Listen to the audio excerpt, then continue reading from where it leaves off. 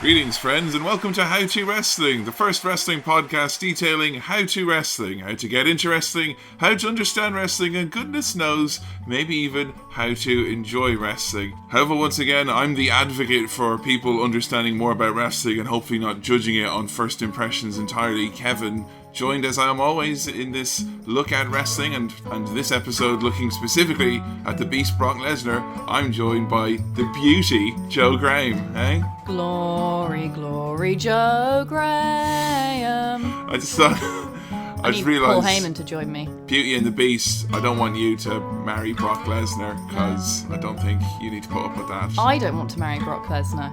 I'm just worried though, I mean, as a man standing here right now, I honestly will tell you that if Brock Lesnar just jumped through our window, swooped in and just put you over his shoulder, ran away, disappeared and said that you were his wife now, I'm not sure I could stop him.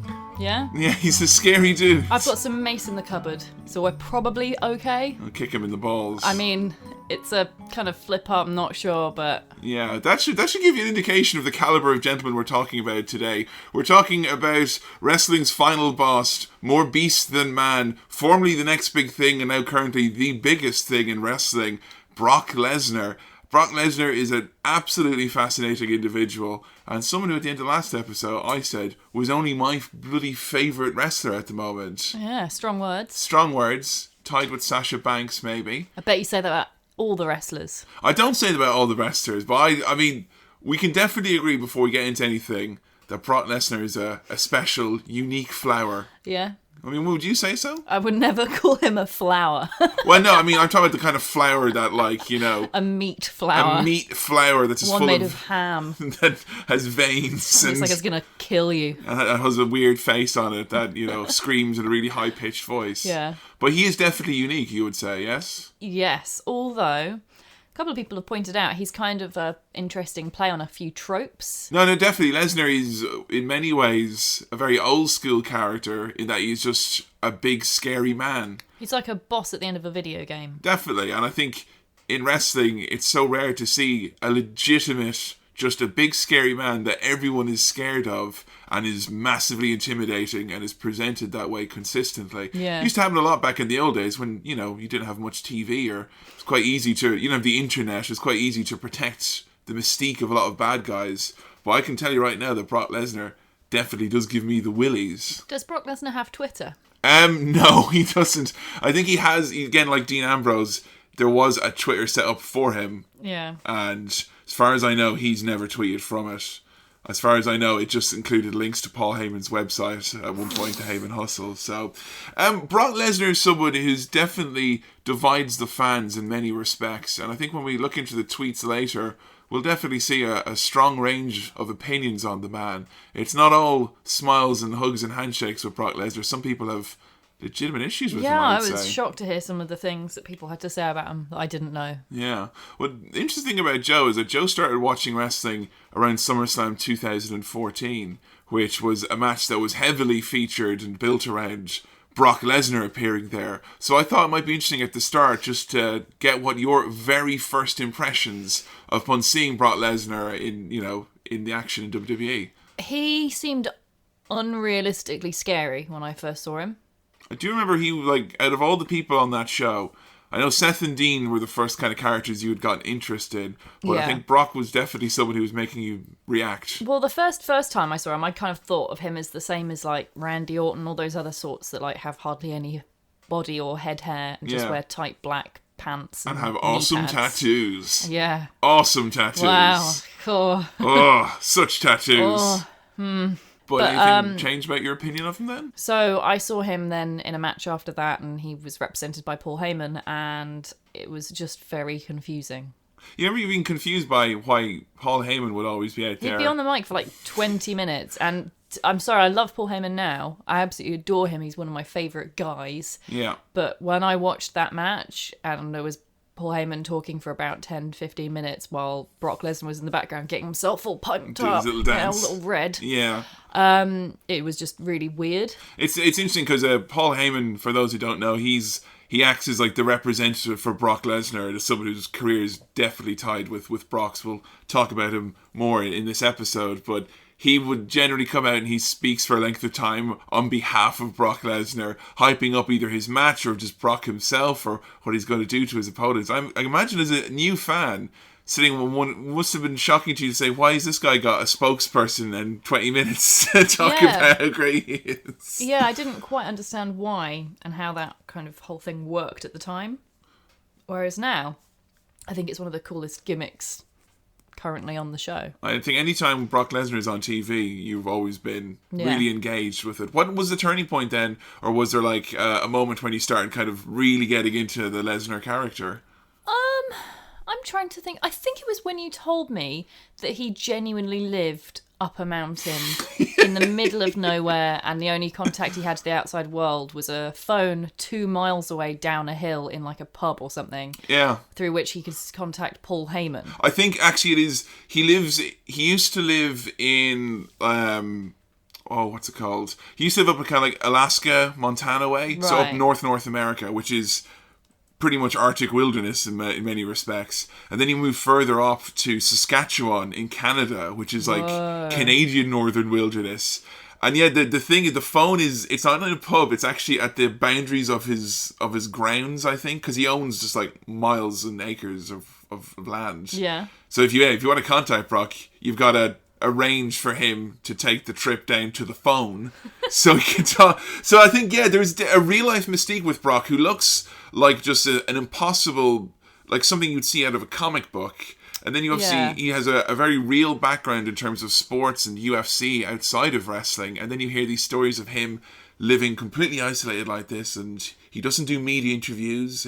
That's the thing. He's not on Twitter. You could kind of create this whole image thing for Brock Lesnar or anyone really on any kind of wrestler, and that's not all that impressive. The thing that really impressed me was the fact that he actually was as mysterious and scary as his character seems to be. It's almost as if like his character is legitimized by himself as a person, as opposed to a lot of people where your real life, like, you don't want to find out that, John Cena in real life is a bit of a dick or whatever, but it's funny that his real life character Brock definitely makes his actual wrestling character so much more interesting. Yeah. There's a term which old timey wrestlers would have for that, which is living the gimmick, brother, because he's basically is Brock Lesnar.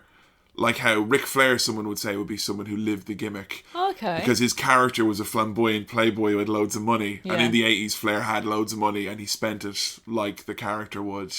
So Lesnar is the gimmick in that sense. Right. He really is a murder ham. He really is a murder ham. So we had a long list of matches which we wanted to get through with Lesnar. And Lesnar was someone who was quite hard to trim this down. I'm not saying this is an exhaustive list by any means, nor is it ever here on How To Wrestling. These are just some of the kind of choice highlights I've shown Joe, which could hopefully open up the door for people to find some more stuff from Lesnar. And I think most of the interesting things with Brock Lesnar happen in the ring, I would say. And we watched a lot of matches compared to segments, I would say, for this. Yeah, we did.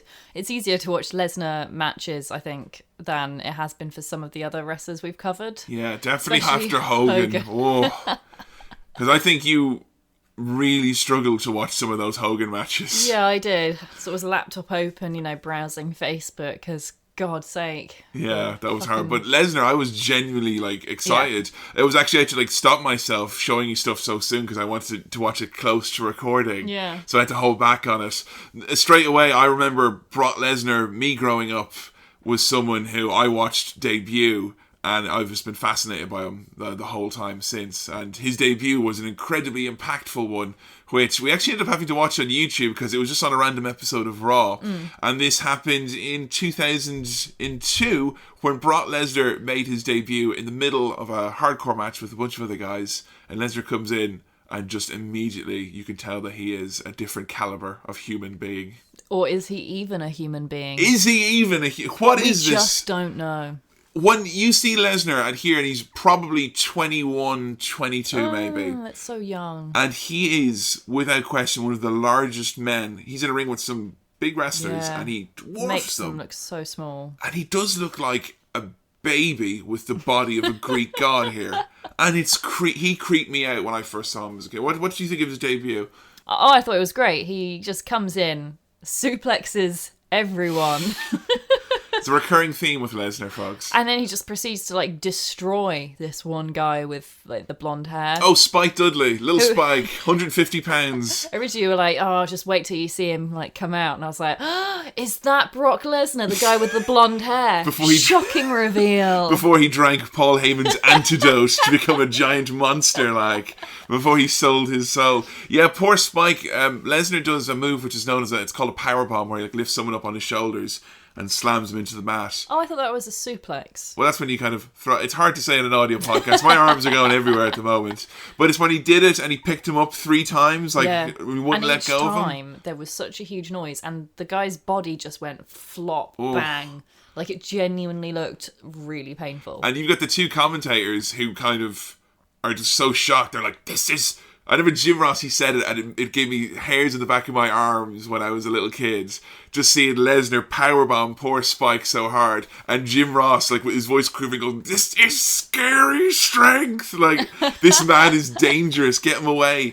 And who is there with Brock Lesnar? And it was part of this storyline where Paul Heyman, who had been fired by Vince McMahon, he was the commentator, and he was let go after a failed coup from ECW, Paul's company. And Heyman manages to worm his way back in months later into the company, and he's the manager and the advocate for this new rookie, Brock Lesnar. So he's allowed to be there again, and everyone's like, God damn it, Heyman, that monster. That asshole Heyman, and he's got this huge Brock Lesnar 20-year-old kid who's just picking guys up and throwing them and killing them. It was awesome, so good. He's so scary. Yeah. It's almost unrealistic how scary. Like, if he was in, I've said this before, but if he was in a film or a video game and he came out, I'd be like, this is well unrealistic. People like that don't exist. Lesnar, He's ridiculous.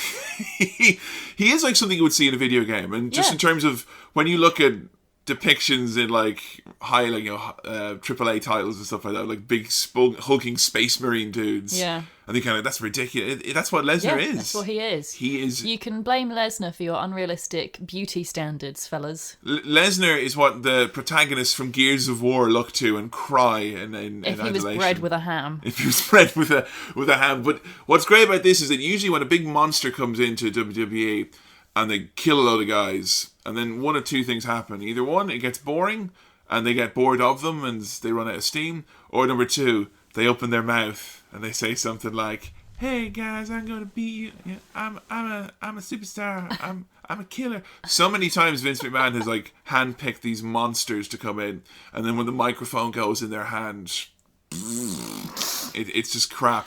Paul Heyman is someone we've mentioned so many times already. Yeah. Obviously, in How to Steve Austin, we mentioned Heyman was someone who helped Austin realize his potential, and through promos and whatnot. And Heyman himself, a master. And he got Lesnar over massively. Yeah, definitely. I love Paul Heyman. I'm really excited to do his episode too. Yeah, no, How to Heyman is something we're definitely going to do. So Lesnar basically ran roughshod, just attacking in random matches, not even wrestling in active competition. He was just killing the biggest guys possible.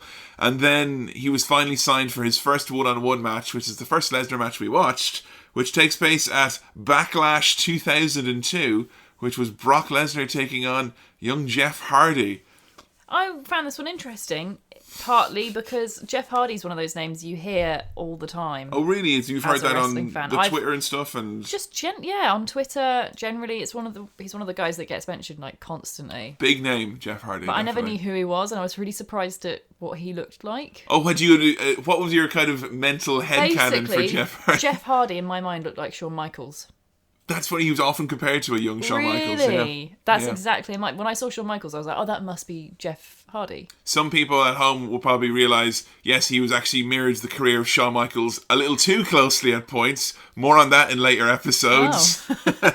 But definitely, Jeff Hardy is he's a guy I think you'd like a lot. A high flyer, very charismatic. Yeah, I didn't get to see much of him really, except being tossed around like a little rag doll by Brock Lesnar. Brock's first match, set in an uncomfortable backdrop. Oh, yikes. It was really weird. It's 2002 WWE. The Attitude Era is over and the ratings are down, but we don't know if we're PG or not. Let's have a promo with Paul Heyman fondling Lita's underpants. No. Not only fondling, but stealing them. Holding them hostage. He puts them in his top pocket like a handkerchief. Yeah. Not even Heyman could make this work. It was creepy. Really creepy. It's a creepy storyline for sure, and not to bear on it too much, but obviously, if you're someone out there who's on the quest to find out about Brock Lesnar, you kind of go, awesome, let's watch his debut match. Yeah. And I'm like, Joe, you're not going to believe what happens when Brock Lesnar tangles with Jeff Hardy at Backlash, and it's just Paul Heyman sitting on a couch with underwear. I'm like, I don't remember this. Yeah.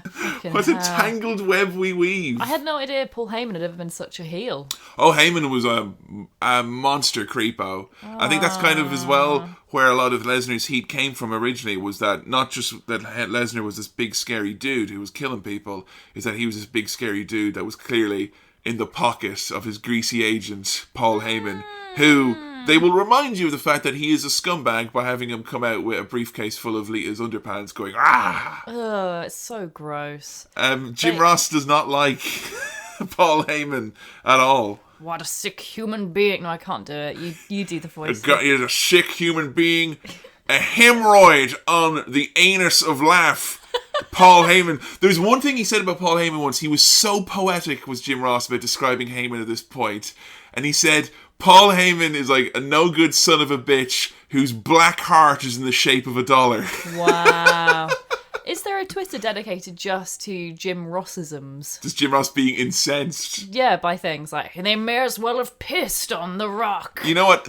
I don't think there actually is, but I think How To Jim Ross, when that happens eventually, will just be a compilation of his greatest calls. If anyone wants to set up that Twitter, though, I would follow the crap out of that. Currently, myself and the boys at AE Podcast, our favourite Jim Ross one is in indignation about Triple H doing something mean, saying, how the hell is he even from the same planet?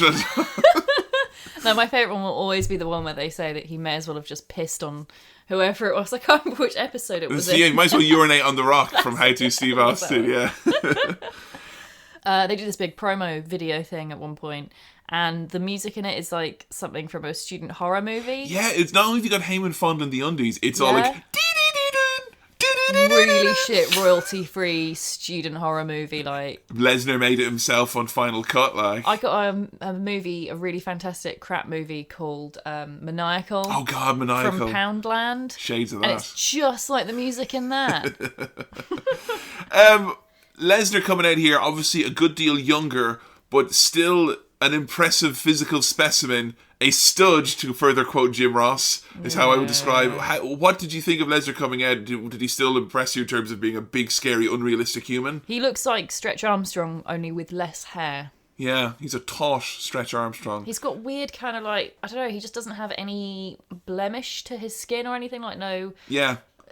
He's just like, it's like been modelled by someone making a character on Skyrim. I do think that if the Nazis were kind of just... You know, if like the Nazis and it was Civilization had managed to build up their civilization in Civilization 4, like in a nice corner of the map where it's well protected and no one could stop them, if they kind of got to the final advanced space age, one of the options would be to have a thing that makes Brock Lesnar that looks like this perfect Ubermensch human without a flaw in he's just scary. You know what I think? You know how you get guest celebrity actors coming into wrestling? Mm-hmm. I think you should have it the other end as well. And I reckon, because you know how in Game of Thrones they have a different guy playing the Mountain every season? Oh, God. Brock Lesnar as the yes. Mountain. Ideal casting. Congratulations, Joanna Graham, who somehow managed to make both the Mountain and Brock Lesnar even more scary. I smashed your head in just like this. Because it's great. The Mountain doesn't need to talk much. So it's true. He just needs a little Paul Heyman. My client, the Mountain, eviscerated the Red Viper. Paul Heyman is, of course, you know, even if there was ever a hint of a moment that Lesnar was going to be exposed by being a rookie here, you were never going to notice it because Heyman is just so good at, like, dictating what the audience is meant to be feeling. Yeah. When he's screaming at Lesnar to do offense, when he's screaming at Lita and to Jeff that Jeff's attempts to save Lita's, you know, dignity is in vain and that it's all Lita's fault. Really excellent. But Lesnar here was crisp. I mean, he didn't look like someone who was wrestling, you know, only a couple of years. No. It's funny because he looks kind of way older than 21 or 22, however old he is, and yet also not any older. He wrestles like a veteran in some ways. Yeah, it's really hard to sort of pin an age on him. Because you watch NXT, so you see the kind of guys, like someone like a Baron Corbin, who's a big guy who's come in, who's only got a bit of training under his belt. Yeah. And you can see the lack of confidence come out sometimes. But Lesnar here is just so forceful. He was... It's like he thinks it's his right to be on TV almost, and he knows it. Yeah, I think he's bred for success. Because, Yeah. I mean, Lesnar before this... WWE, they have talent scouts who go out to try and find, athletes and people who could potentially train to be wrestlers. And Lesnar was viewed as a big steal for them. He was a big college NCAA wrestling champion, like All-American, untouchable. He was one of the best. Like amateur wrestling. Yeah, amateur wrestling. Right. And Lesnar, like, people were saying, might he go to the Olympics or get into, mixed martial arts? And, like, literally the second Lesnar graduated, he was straight to WWE's developmental camp. They snatched him up. And he was only like a simple farm boy from Minnesota. Lesnar had never kind of been outside of... But he's got the look. But he had the look, and straight away, he had a rocket strapped to him here. Paul Heyman's hair, I'm just going to say sorry now. Yeah. Fucking what's going on there? The ponytail. Not only the ponytail, but poked through the hole in the baseball cap. Yeah, Heyman, it's so funny to see him now embrace being bald so much when for so long he tried to keep... The iconic Heyman 90s look and early 2000s was him with the ponytail through the Yankees baseball cap, because that was the team everyone hated, or the ECW cap or whatever it was at the time. But Heyman here was really, really awesome. So then Brock Lesnar comes in and he's fucking terrifying. Mm-hmm. He's pink. Wow. Yeah, very pink, very sweaty. Off the bat, he's already sweaty before he even locks up. I don't know how he produces all that red pink sweat that he manages. The way I view it, and looking at it from a scientific point of view, is that Lesnar has just got loads of muscles, and because he is just literally he's a human machine, he has to pump blood to those muscles to make them work, and that's why he's just red, because he's just so fucking big and powerful. Maybe because he's pale as well. He's incredibly I think he is quite pale. like he's as Caucasian as it gets, folks. Yeah. I mean, he is the avatar of the Caucasian race. Yeah, I'm just saying he does look a bit like a white supremacist. Oh, most definitely. So we get into the match here, and he tosses Jeff around like willy-nilly. Jeff gets absolutely destroyed. Any offense from Jeff is brief. Yeah. And I pointed this out to you, the foreshadowing on commentary from the announcers here. Yeah, if he gets some experience, he'll be incredibly dangerous for years to come, or something along those lines. Yeah, they were basically saying that he's this good already. Yeah. Jesus, he's going to change things up here. There was quite a bit of that, of them sort of foreshadowing. I think you'll have a fantastic career and stuff like that throughout the matches. When we watched Cena, and even when we watched Austin, it's as if when Austin was the ringmaster, they're like, man, if this guy gets a personality and a catchphrase, maybe he'll be dominant for years to come. But it's like they knew straight away that this was their guy. And he's been wrestling for ages. And when would you say he became big? I'd say he became big by the summer of 2002. Oh, really? Was that early? It was that early, that quickly. Wow. Yeah, definitely.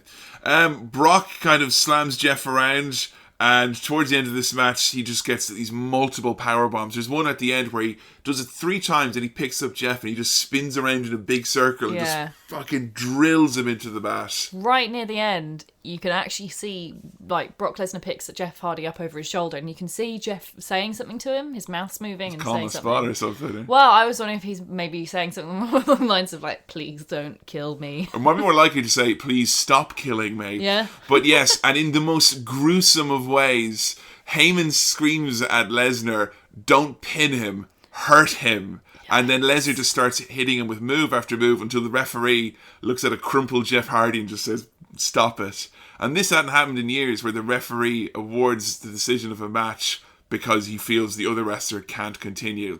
And straight away, this whole legitimate thing with Brock comes in. And Brock wins by ref stoppage, which is something you would usually see in boxing or the UFC, not in, sports entertainment or pro wrestling. So Lesnar has always been tagged then as a result as this kind of legitimate guy because of his background and how his matches came off. Poor Jeff Hardy looked so small next to Brock Lesnar. I mean, I don't know if he's a small man generally. Jeff's he's not like a massive bodybuilder, but Jeff is he's not short. Yeah. He's a good height.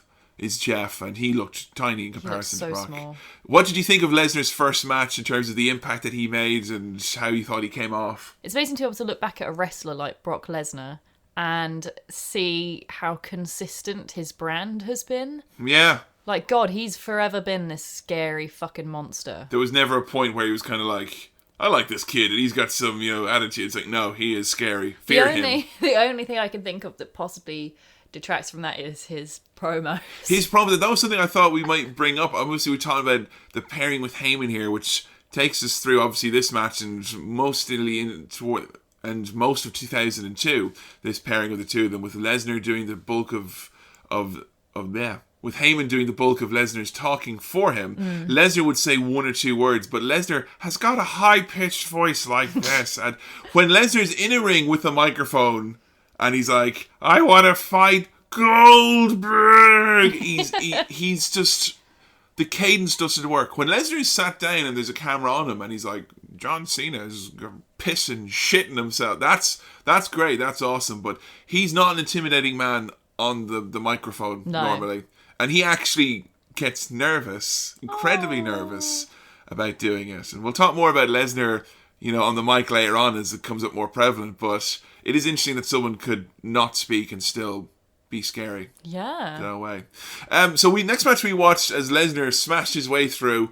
Before the end of the year, SummerSlam 2002, Lesnar had managed to rise through the ranks and was already challenging for the WWE Championship, taking on a very established star and someone who was actually leaving to go make movies. So a very big passing of the torch match, which was Brock Lesnar taking on The Rock at SummerSlam 2002.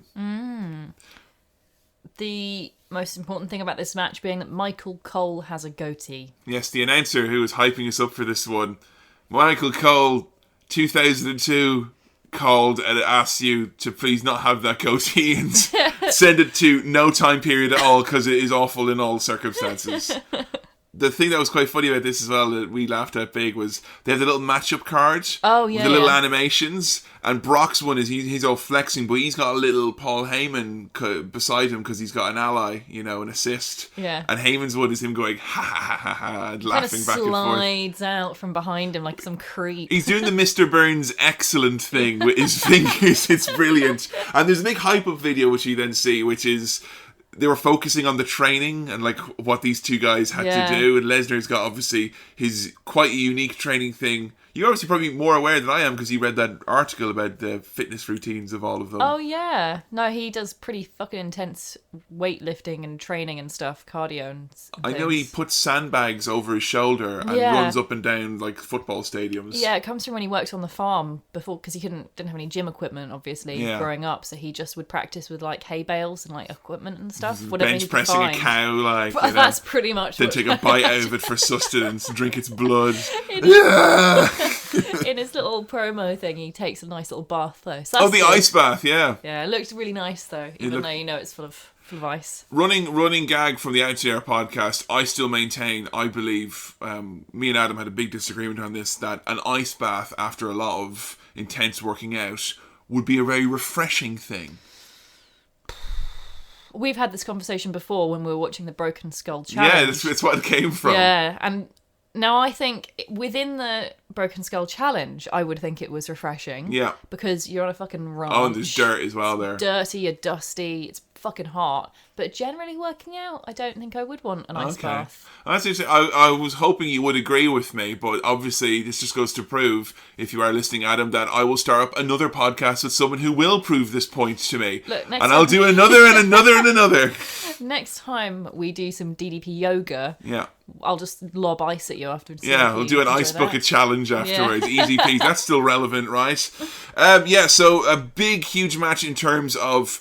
It was the first time since the Attitude Era had ended that we felt like there was a passing of the torch. And for me, as a fan of a few years who was getting a little bit bored because, Steve Austin was gone at this point, Mick Foley was gone, The Rock was obviously leaving, going for Hollywood. Yeah, isn't this the kind of period where a lot of people stopped watching? All my friends stopped watching at this point. But the people in school... who was just me and the entire rugby team in school, basically, because they're all fucking creatine-snorting psychopaths who just saw Brock Lesnar as their deity. We were all just thought he was the coolest. He thought that he was going to usher in this new era of wrestling. He was legitimate. He was awesome. And I was so excited about this because it's rare that you get to see, like, the torch is going to be passed. Yeah. And this match was very much old versus new. And it's intense.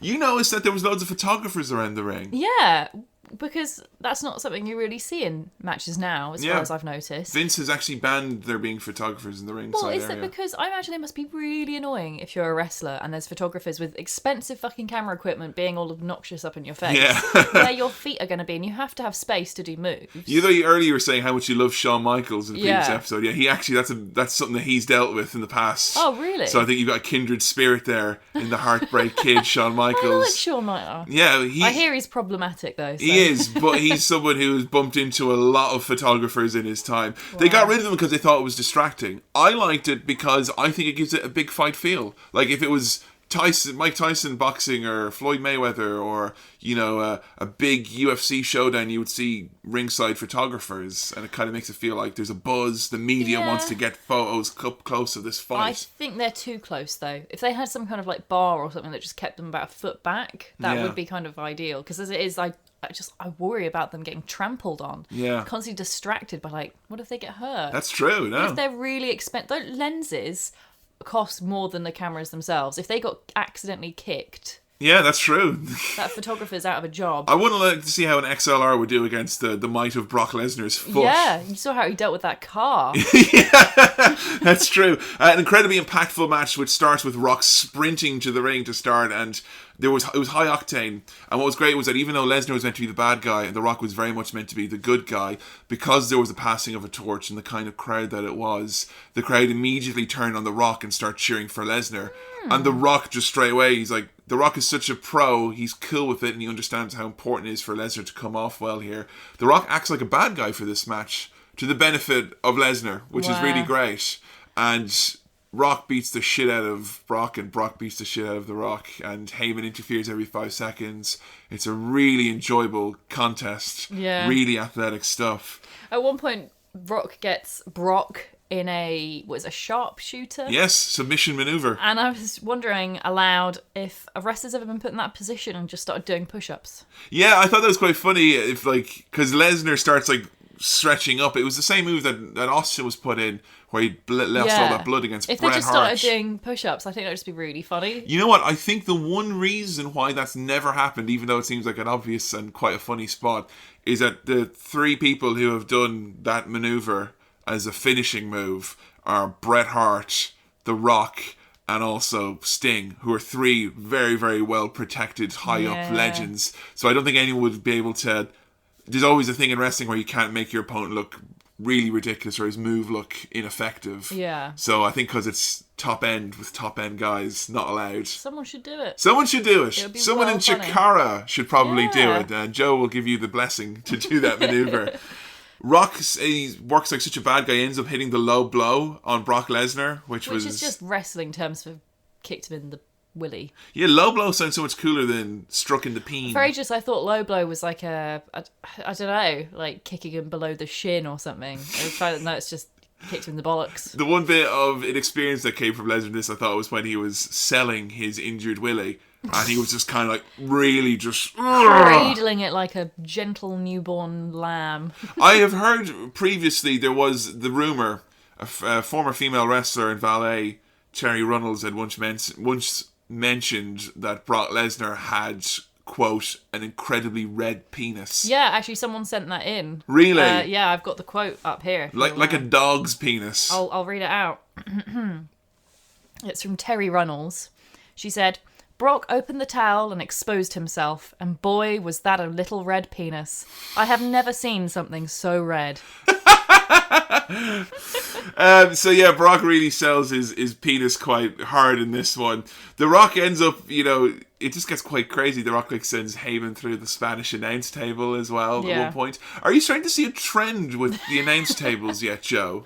Well, I remember when we were watching this match, I was like, when he threw them through the announcers table, I was like, is that the Spanish announcers table? And you were like, oh my God, you've worked it out then. It is. It's basically, for lack of a better term, it is a wrestling trope Yeah, it's If like an the a- red shirts. Yeah, exactly. If an announce table is going to be broken, it damn sure as shit ain't going to be the English-speaking one. That's why it was so funny why when was it Summerslam, there was Yeah. the French announcers team. Everyone's like, what does that mean? It means that the Spanish announce table were threatening to walk if they didn't put them through some other language's table for once.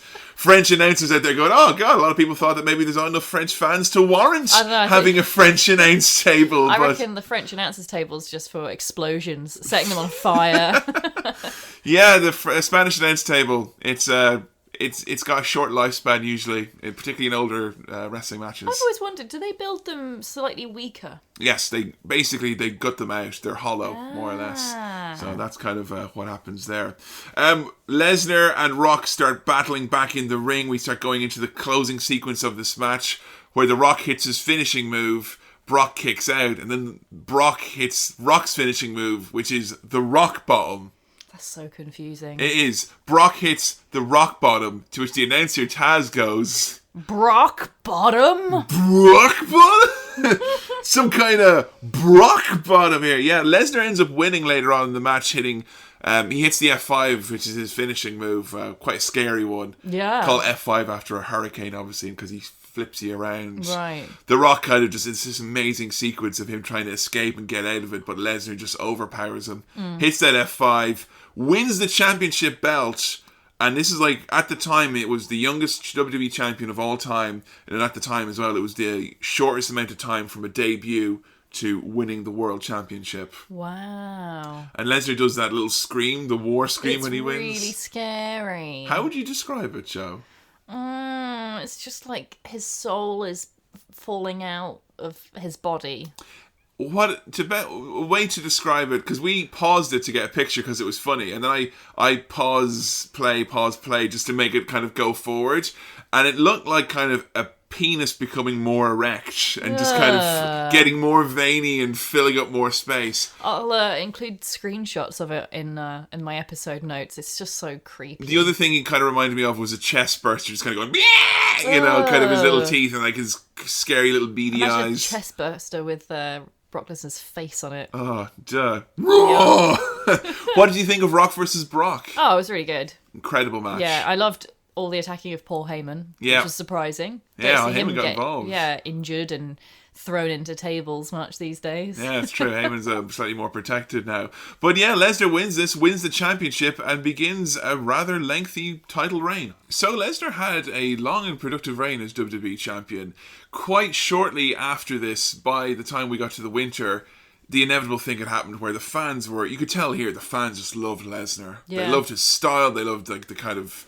the legitimacy or whatever. They loved him. He was just had this amazing charisma, even though he couldn't really speak that much. That's the thing, yeah. In-ring charisma, isn't it? Yeah, he's got the silent charisma. I don't know what it is. You kind of look at a guy and you kind of believe it. Yeah. You can convey the emotions necessarily without the verbiage. But, you know, Lesnar did eventually split from Heyman by the time we got into winter, because obviously he was becoming a good guy, and the obvious storyline to do is Paul Heyman, the evil manager, tries to get a bunch of guys to unseat Brock Lesnar. And Lesnar would eventually... during this time, Lesnar had some really amazing matches. And some ones I would definitely recommend that people check out are him versus Kurt Angle at WrestleMania 19. And his follow-up match with him at that SummerSlam as well. We watched just the clip from that WrestleMania 19 of Lesnar attempting the shooting star splash, which is the backwards flipping moonsault. Oh, and it goes wrong. Landed right in his head. Yeah, that looked scary. I Really didn't know scary. idea he could even do that, though. I mean, Yeah. fucking hell, that man can fly. It was something he actually used to do in like the developmental before he was on TV. There's like footage of him doing a dark match of him doing it. Just so strange seeing someone like Brock Lesnar who... I mean, I know he's incredibly athletically talented. Yeah. But you just don't imagine him doing flip-de-doos, and yet he did. He can, and he did. Even though he's fucking huge. And even though the guy who was doing it too had a broken neck and he broke his neck doing it, he still managed to do it. The rumor was Lesnar, I think, had said that he was told to do it, and by Jim Ross. Okay. That was the rumor, was that, you know, and he was unhappy apparently that he was told to do it. Now, I don't think he was told to do it, but it may have been kind of given something along the lines of, you know, it's WrestleMania and you know you can do that big flip and that would be pretty damn spectacular. So was it really awkward then when, because WrestleMania, it's a huge show, when he flipped and hurt his neck? We thought he would killed himself. Really? Like, seriously, he landed right on his head. So what happened after? The match ended quickly, pretty shortly thereafter, but at the end of that match, both guys were out for, Kurt was out for months, and Lesnar was out for around a month or two. Wow. They were both so banged up. And I suppose when you had, this period in wrestling, you had on SmackDown now someone like Lesnar, people like Kurt Angle. These are the kinds of names that were around where it was an intense, technical, hard-hitting style, kind of like a less flippy version of what you see in NXT at the moment. And guys got hurt, I guess, but Lesnar had a really big long run as a good guy before eventually turning heel again and having another run with the championship, this time as being just this domineering monster, which the fans really could get behind, him being quite scary. I wonder why. There was persistent rumours, though, because Lesnar's real time, he only had around a year and a half, where he was actually active on the roster. And around halfway through that time, rumours were out that Lesnar did not like the travel, didn't like the appearances, didn't like the stuff that comes with wrestling besides the wrestling. Yeah. Because you remember we mentioned Minnesota farm boy, Brock Lesnar. Can you imagine Brock Lesnar in 2002 after the September 11th attacks with the heightened security in airports that had come after decades of lax airport security? Because everyone was like, do you ever get on a plane before then? But I was pretty young when 9/11 happened. I think I was 11. I'm just saying, can you imagine in 2002 someone telling Brock Lesnar to take off his goddamn shoes and put him in the X-ray? No. Can you imagine how horrible that must be? That must be actually the worst job ever. Literally the worst job in the world. Did anyone ever die from that? Possibly. Cause of death. Do you know what Lesnar did at this point to avoid the pains of travel? Did he drive everywhere? No, he bought a jet.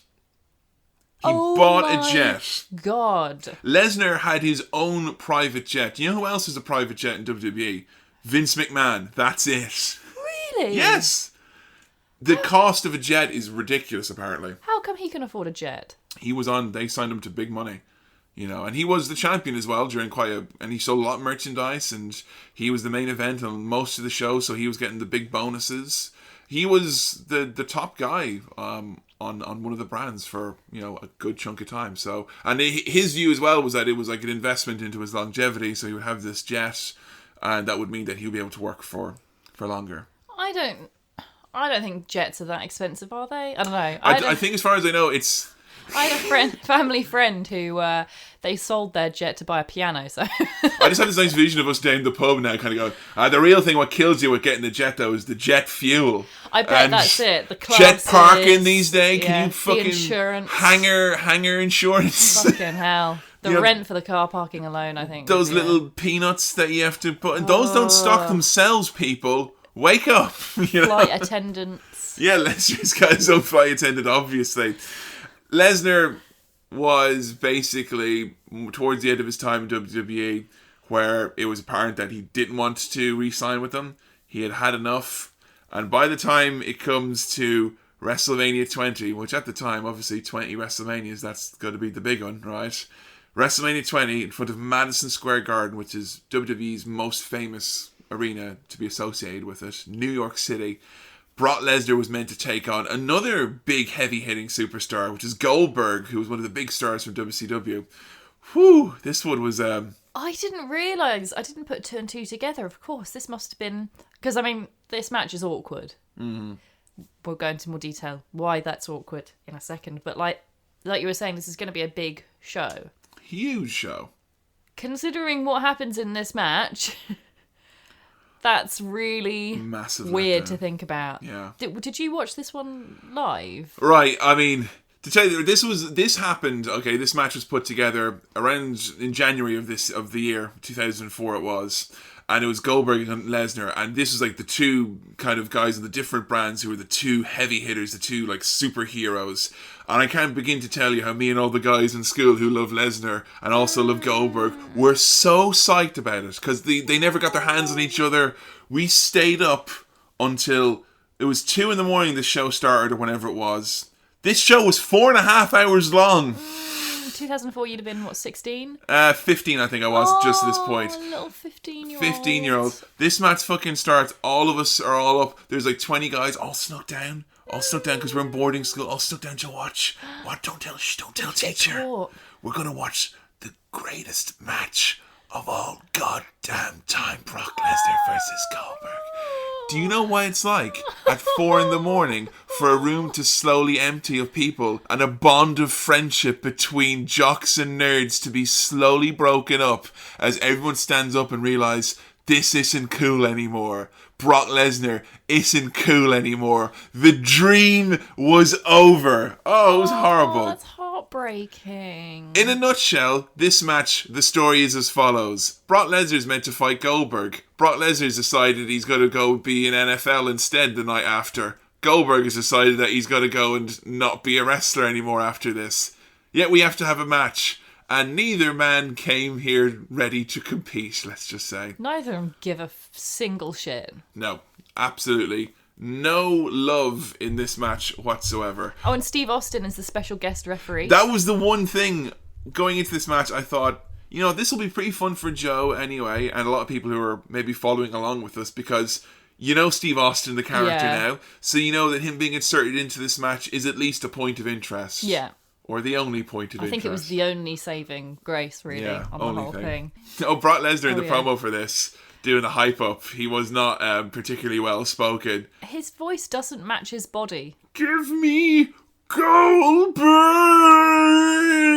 Except it kind of matches his weird baby face. Because of you, Bill, I can't sleep at night. Who the fuck are you? It's really weird because in the promo thing beforehand, Brock gets down his knees and he literally begs to fight Goldberg. Yeah. And then they come on and they don't give a shit. These two wanted to fight each other so much, and the storyline was that Vince McMahon, the owner, was like, now, quite frankly, if Brock Lesnar and Goldberg were to wrestle at Wrestlemania, quite frankly, I think the building would disintegrate because it would be just too awesome. These two guys, if they were to wrestle, it would be the greatest thing. It would be the biggest match ever. And so they kept them apart. At the end of this promo, where it's like, Brock Lesnar, Goldberg, you're next, Madison Square Garden. Do you know what happened when I was watching this? One of the senior rugby team players, he was like one of the top guys, stood up and headbutted a bin and went, yeah! We were ready! Oh, we were so ready! Oh, I can only imagine the atmosphere in the room. Because, I mean, even I was disappointed, imagine, but even you watching this for the first time, I mean, you were disappointed with this, I think. I mean, I wasn't. You said well in advance, this is not a good match, and I'm very sorry to have to show this to you, but it's important. And so I set my expectations very low. As it turned out, although it was really boring in some ways, it's also really silly. Yeah. But not silly in the enjoyable way, maybe, that like the HBK Hulk Hogan encounter was that we watched. Not intentionally silly. No. Very much, we're laughing at you, WWE, kind of silly. Steve Austin sets the mood for the evening by coming out in an ATV. Fucking just drives on in on an ATV for like seemingly no reason. Love it. It's his little vehicle. Absolutely love it. And he says like, if you want a match with Goldberg, and then Brock Lesnar steals it, just fucking nicks it. Yeah, he nicked the man's ATV. Then drives off with it. I should have smelled that there was a rat in this, where the main build up for this was not kind of what's going to happen when these two wrestle. It slowly in the last week became what's going to happen when Steve Austin referees this match, which led me to believe that they figured out towards the end that this one was not going to be what it was meant to be. Jim Ross called Steve Austin a stud. Oh, a stud. Like my granny might say. Your granny called people a stud? That stud muffin was a nice young man. Your granny actually called people stud muffins? Not my granny, but grannies do that. Do they? Yeah. There's a very specific wrestling personality who uses the term stud muffin. Really? He would be, I would say, if I saw a granny and I said, right, can you give me the opposite of that in every way?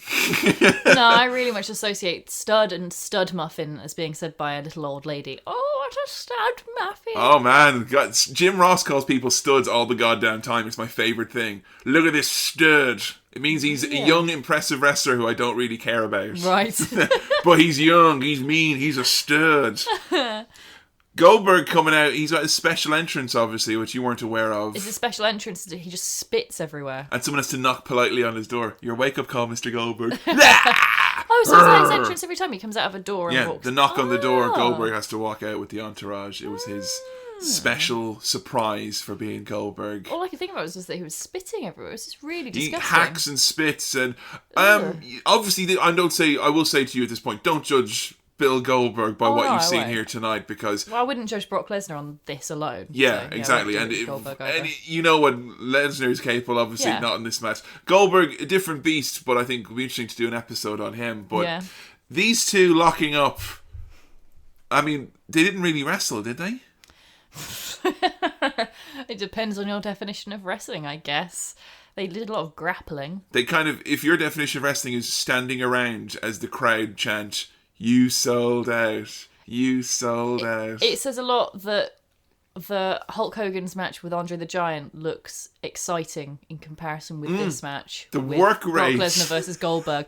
If you went to me before we watched this match and said, "Joe, did you know that out there is a match with Brock Lesnar and a guy who's also really good called Goldberg, and it's actually less interesting than that match with Hulk Hogan versus Andre the Giant," I would laugh at you. Yeah, that's pretty much how I would expect you to have it. I mean, like, it's so interesting though, isn't it, to look at that match that took place, the Hogan one, where they're doing so little and the crowd are gasping. Yeah. To see how different wrestling became. Yeah. Where these guys are trying to do this whole kind of, we'll give them this, that'll be fine, and the crowd are like, no, that's not good enough.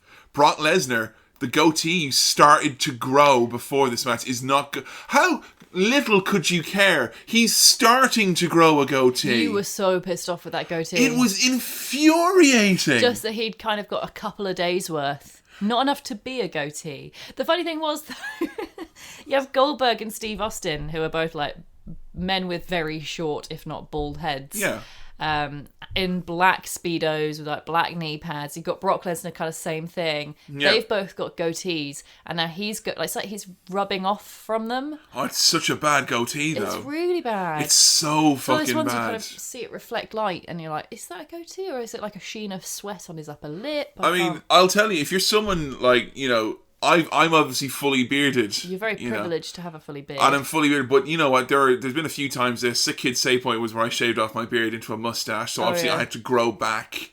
And I'm very careful about, when the time is to grow back. I remember when I grew back, I had the mustache and I wanted to grow back my beard. Yeah. It was like I went home for Christmas. And it was during the interesting period where I was just I was shut away from everyone else. I went home for Christmas. Out of the public spotlight. Out of the public spotlight. Because if you're growing in something, you look like a fucking... Yeah. You look like a tramp. The best way is, if you want a moustache as well, never grow a moustache first. Grow the beard, shave off the beard, keep the moustache. And here to think that you're going to start growing it, and this is WrestleMania 20. And the fact that he'd shaved it into a goatee. Leave it as a full stubble. Wait till it's grown in, then shave it into the style you... Oh.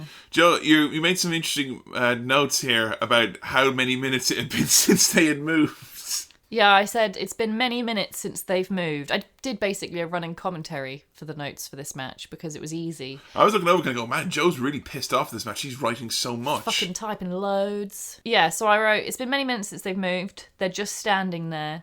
They're all chanting for Austin, and he did a little smile. That was the nicest moment where, Austin, the crowd just start chanting whatever they want to. Yeah. And the crowd chant Austin, and Austin just has this big, oh, shucks. I was actually typing at that point, and you were like, did you see that? Did you see that? Austin did a little smile, and we went back, and then I saw the little smile. I was like, right, writing that down. Wrestling Dad is happy. Cute Dad. Then back to the action. More grappling.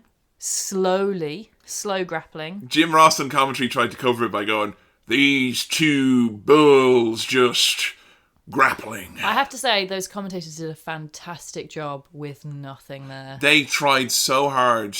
Jim Ross is like, people didn't expect to see this kind of contest. It doesn't take away. If I was one of them, I'd be fucking pissed off. I'd be like, that's really unprofessional what you guys did.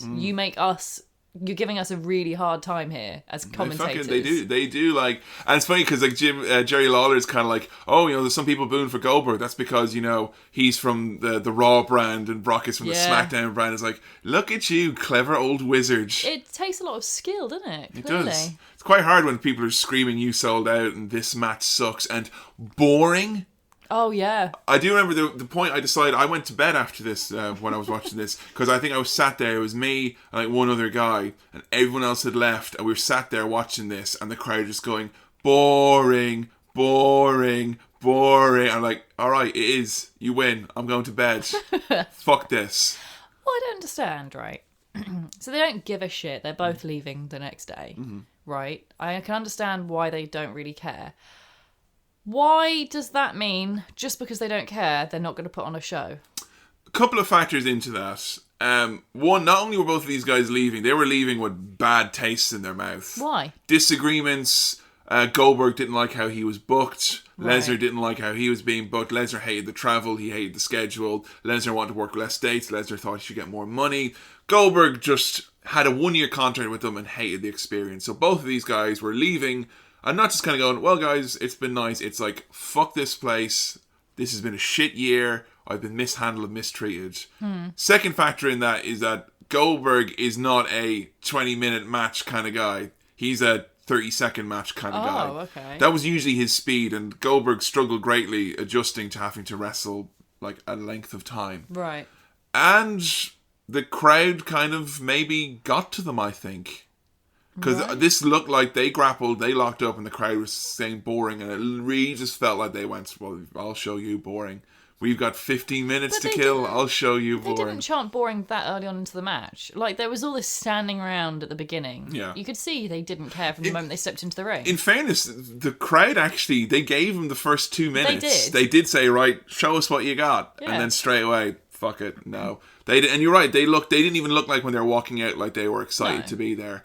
And again, I think it's a big noticeable criticism for Lesnar. And people will say this time and time again, and it's very evident in this match, lack of passion. I just think it's really unprofessional. It just makes them look bad. But I mean, when people say lack of passion, I guess it's like he doesn't love wrestling. He doesn't love WWE. He doesn't think it's awesome that he's a wrestler. He doesn't care.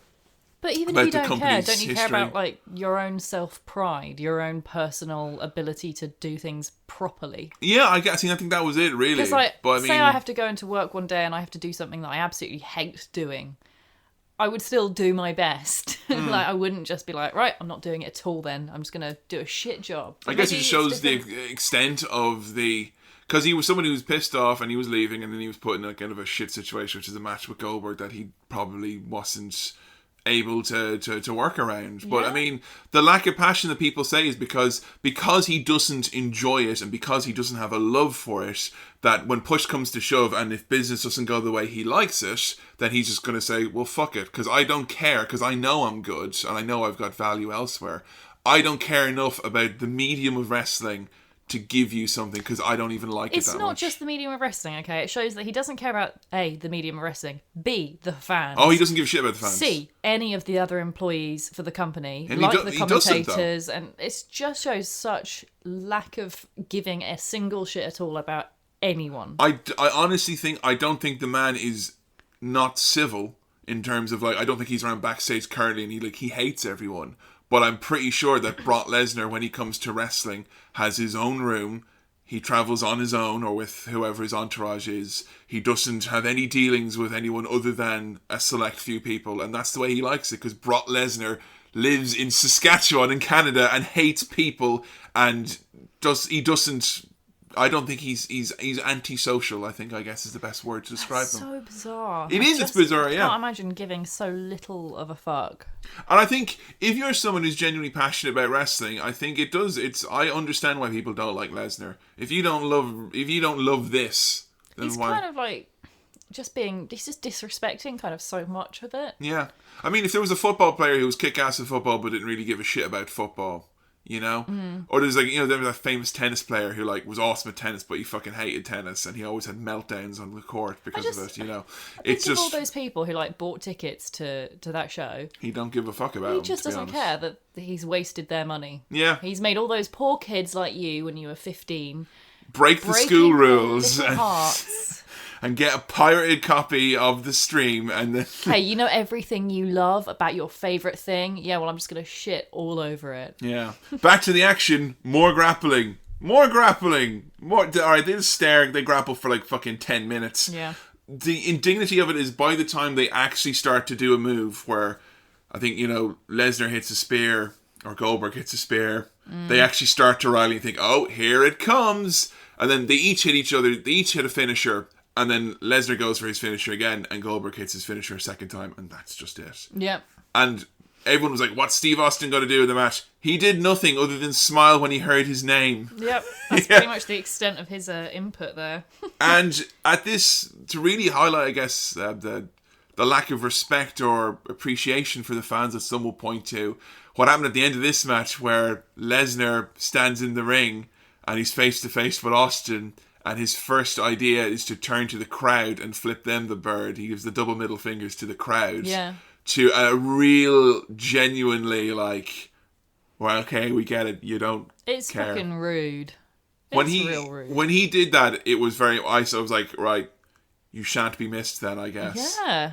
And I was fucking devastated when this happened, because he was someone who I thought was going to bring wrestling into this cool new era, this legitimate era or whatever. And then he kind of goes as quickly as he came. Yeah. And he leaves under such...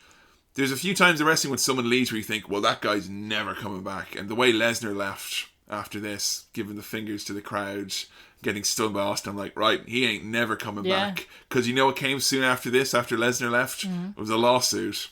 Really? Yeah, multi-million-dollar lawsuit. What about? They were suing him because he tried to start wrestling in another company, or he wanted to appear somewhere else quite quickly, and they were suing him for breach of contract, saying that he couldn't appear quite quickly. So they were involved, and then there was countersuits and all that stuff. They were in litigation for a few years, though. Wow. And Lesnar wasn't allowed to use the name F5 for his finishing move. He wasn't allowed to appear in an American wrestling event for the next 5 years. Oh my god. He had this kind of big... And Lesnar got that famous tattoo of the sword, brackets, Willie, that's pointed at his neck.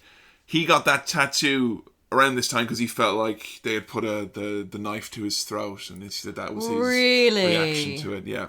The only thing better than a shit tattoo is a shit tattoo with a lame story behind it. Yeah, they put the dick to my throat. Imagine Vince McMahon with his dick on his throat. Come on, you son of a bitch! I got my dick right in your throat. Sign the goddamn contract, you son of a bitch.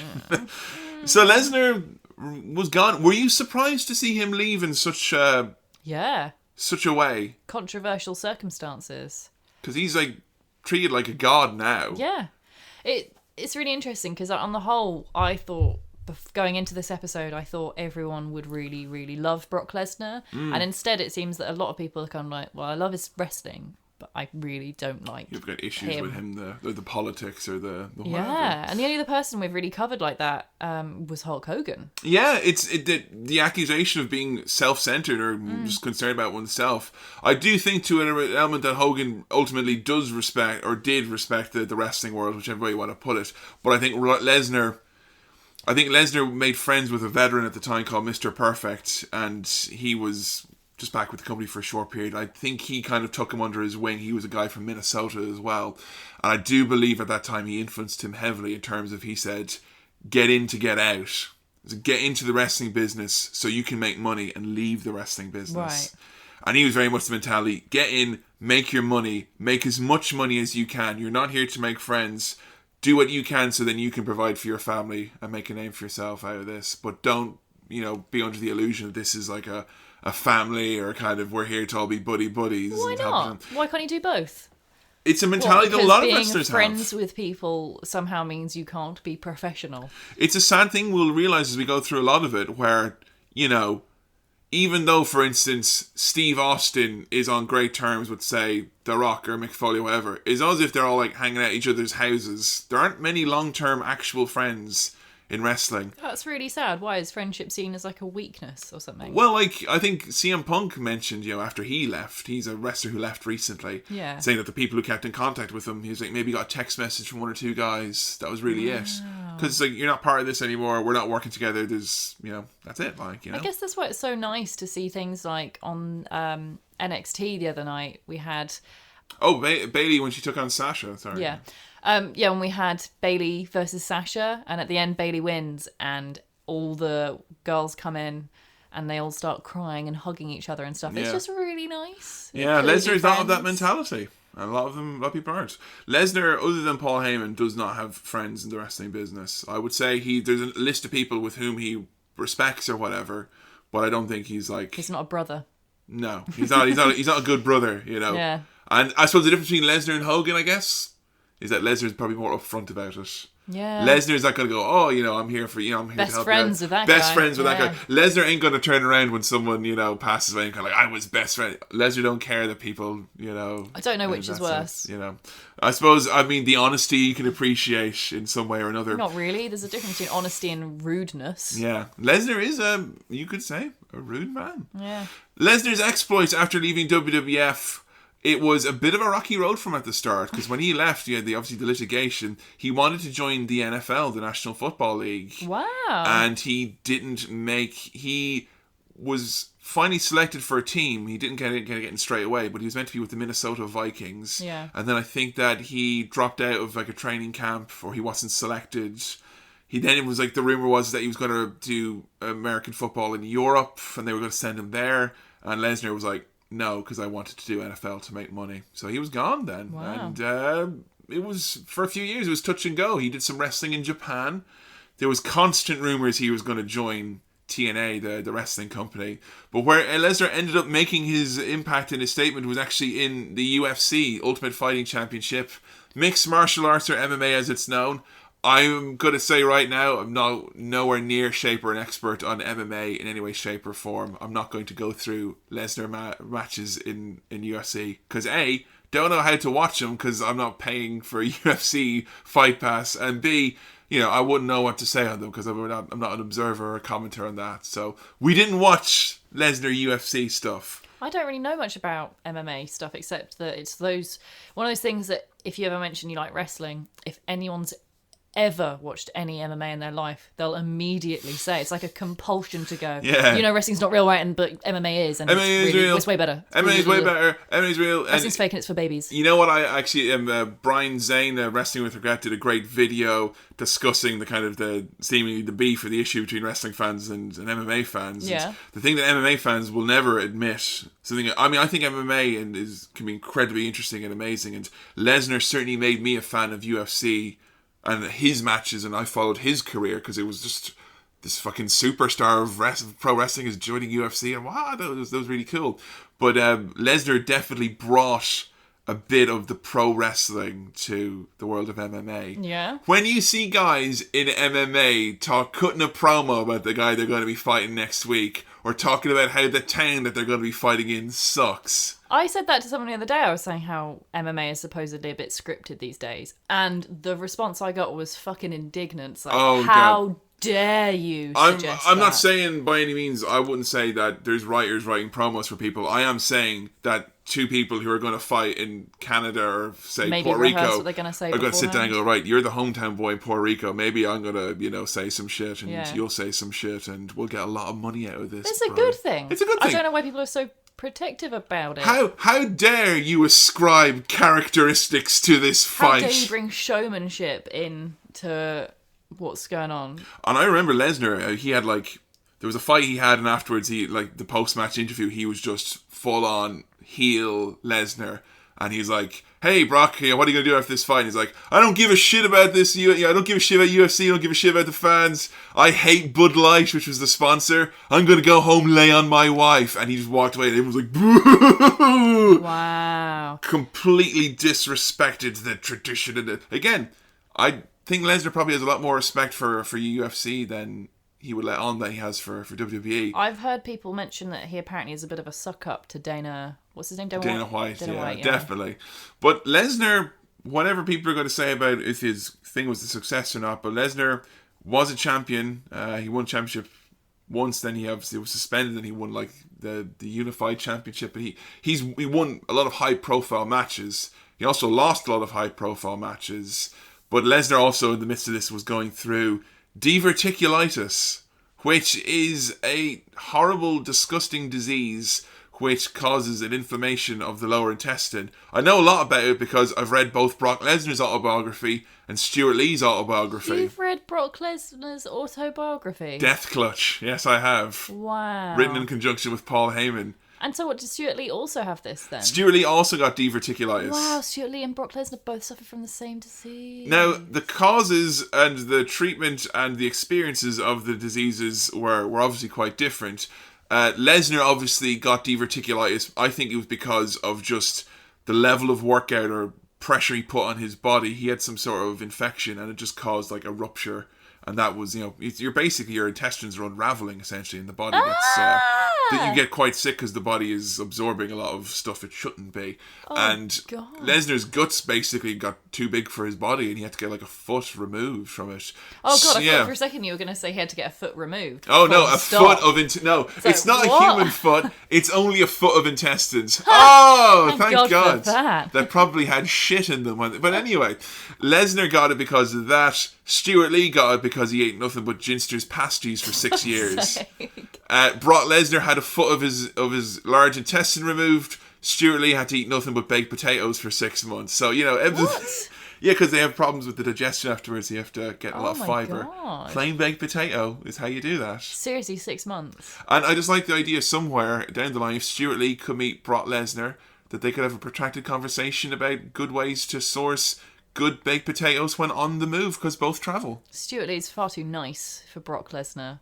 Yeah, seriously. But both afflicted by the same illness. Speaking of his surgery about having to get all his intestine inches removed. Yeah. I showed you the other day a rumour article about how he may not have had the surgery because the conspiracy of the scars, theory, the conspiracy theory that apparently some people have, that he didn't actually have the surgery, but actually he's just really shit. Yeah, he's awful at MMA and he's awful at wrestling. And they faked this whole thing because of that.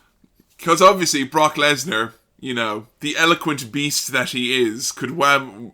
I didn't buy it because it involved a web of lies. Jet planes don't melt steel beams. What's the meme? Brock Lesnar was a lizard all along. God damn it, I knew it. The Illuminati, the Lally Lule Lo. It was Brock Lesnar all along. I don't buy it mainly because it would involve Brock Lesnar saying to a doctor, and you're going to tell these people that you took out a foot of my intestines. It would be Paul Heyman who'd tell them. Yeah, probably. My client had a foot of his intestines removed, but I never did. My client had a foot of his intestines removed. So yeah, I couldn't see that happening. I mean, I'm no medical professional, but he doesn't have the scar where other people have had it. So we were looking at pictures. My counter argument to that was him saying, Doc, I'm a fighter, I'm whatever, can you cut lower down so I can have it below my belt line? But why would he want to? Yeah, it's a cool scar. Yeah, if you've got a cool scar that people can just punch and hurt him. I see. Target for MMA. But Lesnar's kind of big comeback really, unfortunately, he had second bout of diverticulitis. He came back, he felt like a new man. He won in a really impressive return match, which again was what was interesting at the time was that you were seeing in UFC that he was being accompanied out with Paul Heyman. Yeah. And Paul Heyman, who was with his own WWE exile, was now again talking about Brock Lesnar and him as a fighter and how he was helping him out. Real life best friends. Real life, they were paired together obviously for that angle, but because both of them had just had, I think they both had a daughter at that point. Right. Brock Lesnar has a daughter. Yeah, Lesnar's got a daughter and he's got a couple of kids. Really? And Heyman's got a boy and a girl, and they both had like a newborn daughter around the same time, and they were paired together on the road, so they became quite close because they're both quite private individuals as well. And I think Lesnar trusts Heyman, vice versa. And yeah, they became quite good friends, and it was amazing at this point. This really stirred my interest to see Heyman, who was seemingly never going to be heard from again, talking with Lesnar now in this UFC environment. And there was even actually a point after a big UFC fight that Lesnar lost against, I think it was a guy called Alistair Overeem, and afterwards, The Undertaker, who was there as a fan, right, solely as a fan and a guest, Undertaker was being interviewed just like, oh, you're here, afterwards, how did you enjoy the fight? He's like, oh, it was pretty good. And then Lesnar just walked up and stared right in front of him. And then Taker just went, you want to do it?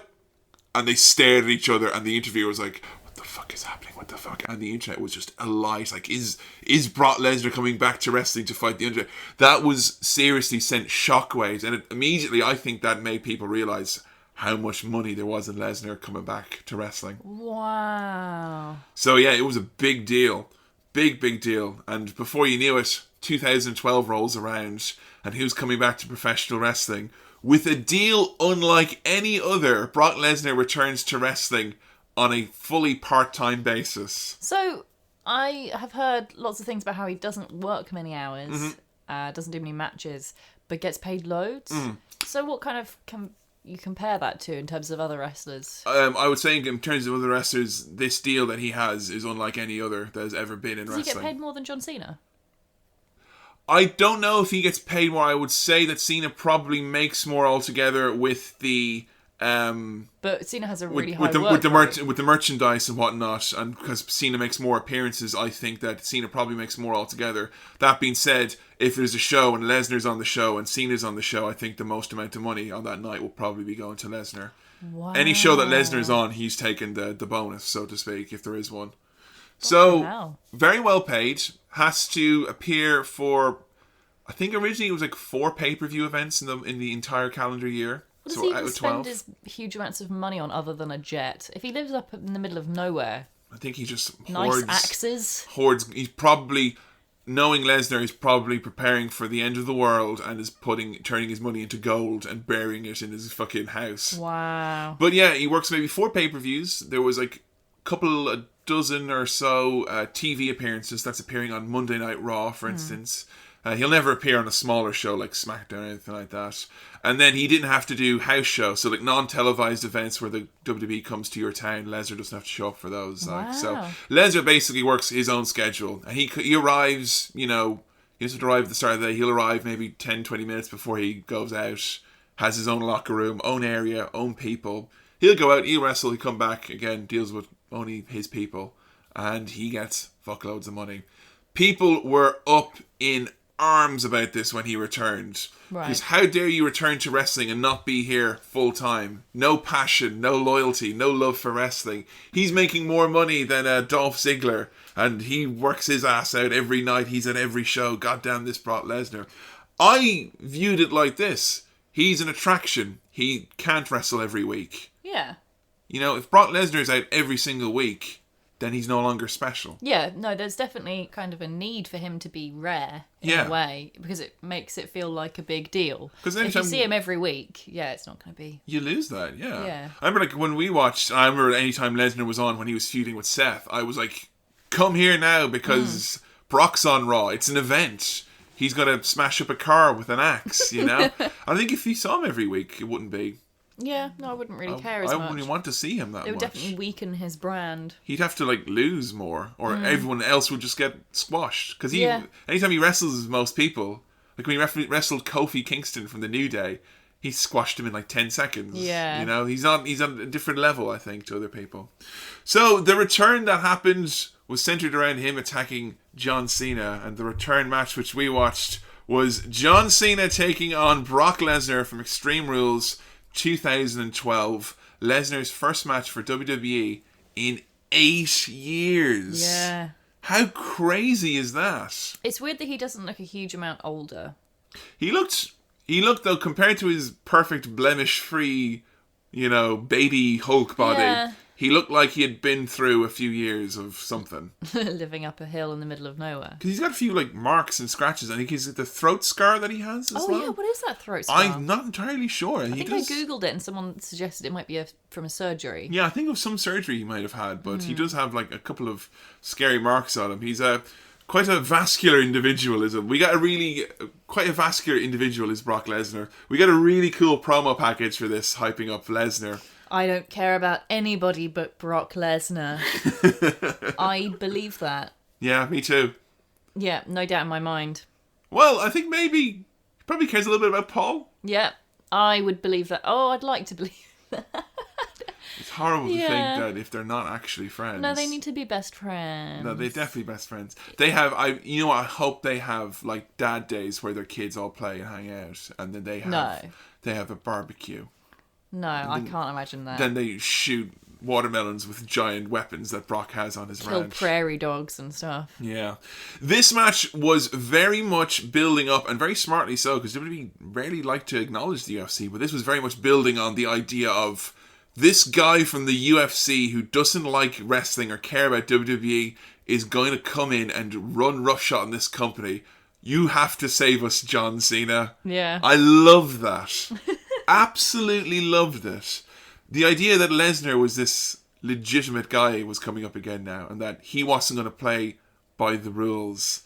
And like, this match starts, and straight away Brock Lesnar just takes Cena to the ground like he would in a UFC contest. Yeah. And just starts rubbing that elbow against the back of his head. My notes say, in capitals, within 1 minute, John Cena has a massive injury to his head. It's terrifying. God, it's bleeding so much. This is horrible.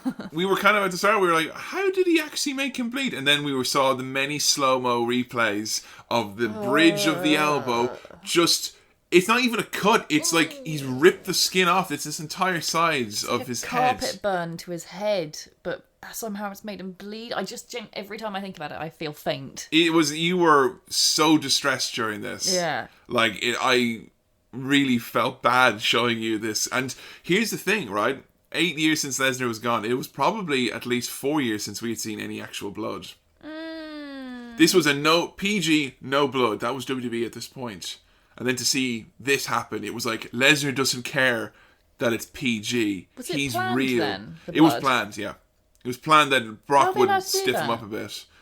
Brock seems to have... The only explanation I have is that Brock seems to have an exception to the bleeding rule. Because remember when we watched him versus Reigns for How to Shield? There's bleeding really in that as well. There's bleeding on both men's accounts. They do come in to try and stop the bleeding and stop it like completely covering and drenching him.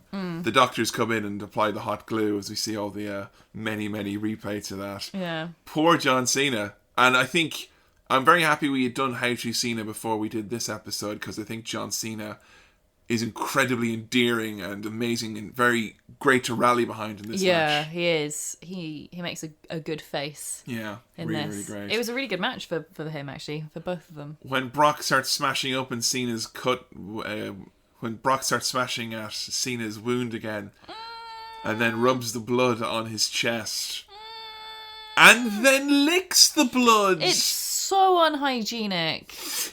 It's really disgusting and awful. Oh, come on now. John Cena's blood is probably the most sterile thing in the world. No, it's really weird, though, because I never thought I'd see the day when John Cena bled. I never thought I'd see his blood. I never even considered he had blood. Because he's like PG. It's like a robot. He probably bleeds like oil. I thought he'd have that like white cum kind of fluid that the robot in Prometheus had, you know? I thought maybe he'd have that weird stuff, but no, he bleeds like the rest of us. Lesnar just punishes Cena in this one. Hard suplexes. Yeah. He wraps Cena up in a chain. He ties it to his legs. It was very strange, yes. And then clotheslines him. Hard. Really hard. Lesnar is stiff. Don't know why he tied the chain to Cena's legs. I think it was so Cena would just like collapse and fall over. Like he's going to do that anyway. Wrapped around in a loop. It was a weird one. Lesnar then tosses the ref into the ring with like one hand, just casually, low key, just like, in you go. He picks him up like someone would pick up like a child trying to run away in a playground, like by the seat of his pants. Lesnar just quite quickly is establishing himself in this match then as like this kind of scary dude who's come back and he's going to make wrestling this horrible, squirmy thing. There's a really scary moment with Lesnar as well where he sets up the ring steps in the middle of the ring. Cena is standing on the ring apron, and then he jumps over the steps and just tries to hit Cena and goes careening over the top. Yeah. Lands right in his leg. It's a really far way for him to go. At the time, because we watched this before we watched his earlier stuff where he does all these amazing flip-de-doo bits. So I was like, fucking hell, that's a long way for him to go. Very long. It's not often you see that from Brock Lesnar. He just remember we watched this going, why did he take this unnecessary risk in this match? He didn't need to do it. No. And he nearly killed himself. And here's the funny thing is that he lands right in his leg. He's there holding at his leg and people are like, oh, he might be hurt. And straight away he just stands up and starts laughing. Yeah. And the announcer's like, he's sick. He's laughing. Like he thrives on the pain. He loves being hurt. And then he brings it back into the ring and does the same fucking thing again, but Cena manages to rally and hits him with his chain, which he's brought out, and Cena gets this amazing quick flurry and manages to actually win this one. Yeah. Cena is left in this like crippled heap because, you know, his arm has been like broken in the match and he's been suplexed and thrown around and been bust up and cut up. What did you think, though, to John Cena seemingly vanquishing Brock Lesnar on his, you know, first match in 8 years? Comes back and Cena beats him. It seems a bit odd. It seems very John Cena. Yeah. Lol, Cena wins. Yeah. It seems like that could have been the perfect opportunity to get Lesnar over a bit more.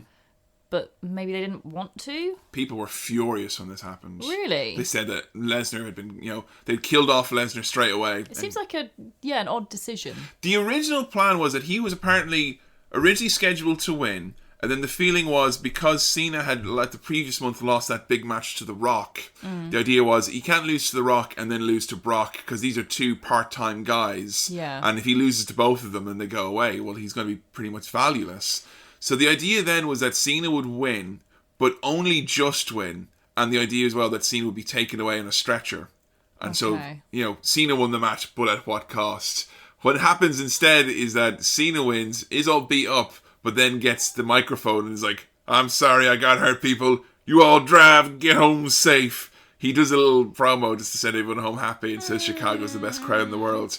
Apparently, the rumor was that Lesnar flipped out when this happened. Really? He hated it. He was absolutely furious. Why? Because John was meant to go out on a stretcher, and John didn't. Instead, John told everyone to drive home safe. So it's because of Brock Lesnar he asked, was it creative control, that he wanted to have the... Lesnar it was like a compromise, basically. It's like, you'll lose the match, but you'll be okay because you'll walk out like standing and Cena will be carried away in a stretcher. The idea being that Cena could beat you, but he was killed in the process. So whose decision was it for that not to happen? Well, Cena obviously went into the business for himself and took the microphone, decided to everyone to drive and get home safe. Wow. And Lesnar was furious. And it was really worrying because I'm like, right, Lesnar's come back. Everyone is ragging on him saying that, he's only doing this because he's shit in UFC now. He's not no impact here. He's lost to John Cena. There's rumours of him being all pissy backstage. And as well, Brock Lesnar is cutting promos in this time on his own. There's no Paul. I played you the one where he sat down going, John, this feeling that you're feeling right now, it's a real feeling. And I'm the reason you're feeling this feeling that you're feeling. It's like a 2-minute, aggressive promo about feelings. He's so... From Brock Lesnar. Brock Lesnar, mate, you are not in touch with your feelings. I can just imagine, someone backstage, like Triple H or Vince McMahon, don't put Brock Lesnar on the mic. He'll talk about his feelings. We can't let that happen. Yeah, and after the feelings promo, I mean, you imagine the people in the back must have been freaking out, going, what's going on? Yeah. Who thought this was a good idea? So did Paul Heyman see that and then come back out of pity? Heyman, he left WWE, and saving it for How To Heyman, but I swear to God, when I say, leaving under such terms that people are going, and he ain't never coming back. Huh. Heyman left under such bad terms that only did I think he was never coming back to WWE, I thought he was never coming back to wrestling. Oh my God. As in, no, because Heyman was affiliated with MMA, he was doing his ad stuff, all this kind of stuff, and I thought, no, there's no way he'd be trying back to wrestling. He's got a career. What, Heyman was doing stuff with MMA? Oh yeah, Heyman was at one point rumoured to be buying an MMA organisation with some investors. And he was affiliated with UFC through Brock. And Lesnar picks up the phone and essentially tells Paul Heyman after the feelings promo, I fucking hate this. It was after that promo. It was after that one, yeah. He's like, I hate this. Please, can you just come back and do promos? And apparently the WWE guys were like, oh no, we're not bringing back fucking Paul Heyman now. No way. But the reason was this. It was like, look, millions of dollars for this guy. We can only use him a couple of times a year. We're locked into it for 2 years or whatever it is. Fuck it, give him what he wants. Yeah. If Paul Heyman comes out and cuts a promo or two, is at the end of the world. And the nicest thing that Brock Lesnar ever did for me, Kevin, as a wrestling fan, even though Brock Lesnar hates wrestling and hates you, probably. hates me, hates the fact that I like the wrestling and probably hates the podcast about wrestling even more. Yeah, I think he really hates this podcast. Probably hates the fact that you're trying to find out more about it. Yeah, he hates, yeah. Stop learning about wrestling, it's rubbish. I hate it. Learn about shooting watermelons instead with a gun. What I like most about Brock is that his gift to me and wrestling as a whole was that he brought Paul Heyman back to weekly TV. And when Heyman came back, all the announcers were like, what? He can't be back here. No way. And Heyman was brought back again. He's the representative for Brock Lesnar. And Brock feuded with Triple H after this. And it was great because they had to come up with an excuse every time that Lesnar wouldn't be on TV. And like Heyman would come out and read a letter saying it's like, my client's feelings were hurt with the way he has been treated. Therefore, he is going on hiatus and will not be back in a wrestling ring until his issues are addressed. And it was perfect. Heyman had like this prize fighter who was fucking, sensitive and finicky and wanted things his way. And it was great. He started to gain momentum. And I think the Lesnar that we know now and appreciate now is a result of Paul Heyman being back by his side. Certainly, I felt that it made the character more viable. So, is Brock Lesnar and Paul Heyman, are they actually best friends for real? Mm-hmm. Because I can't imagine Brock Lesnar ever loving another human being. I will say is this, if you believe Paul Heyman and if you believe Brock Lesnar, then yes. And the only evidence I would have to substantiate either man's claims, even though I'm not in the business of kind of going, are you really friends? But the only thing I will say is Lesnar only has one person in close contact with him who isn't like a family member or a very close. It's Heyman. Heyman is his like guy in wrestling that he is close with. And this is just from them sharing a ride. Yeah, they travelled with each other. They became friends. I want a buddy movie where they go on a road trip. Origin story. Planes, Trains and Automobiles with Paul Heyman and Brock Lesnar. Mate, I've not seen that movie, but... I imagine that would be great. The culmination of Lesnar really kind of fulfilling the goals that they had for him, because he feuded with Triple H, and he won a few, Triple H won a few. He lost to Cena. He feuded with Punk as well. That was quite good.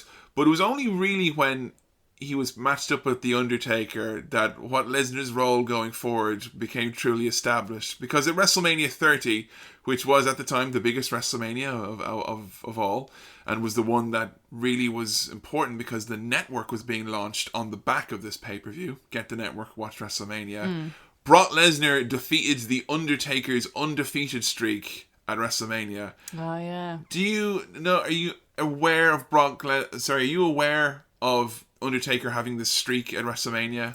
I'd only heard of the streak after watching the match, and I was really confused why there were people crying in the audience, looking like their children had been gathered into the ring and then shot in the head in front of them.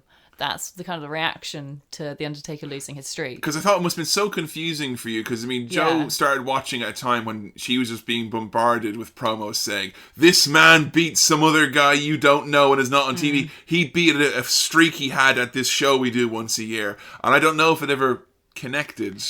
I'll be honest, streaks are something I've never quite got my head around yet. Because, so The Undertaker's streak was, 21 years? 21 and 1 was the kind of... The which just sounds ridiculous. Now it's actually, it's 22 now because he beat Bray Wyatt, so yeah. So, and that's...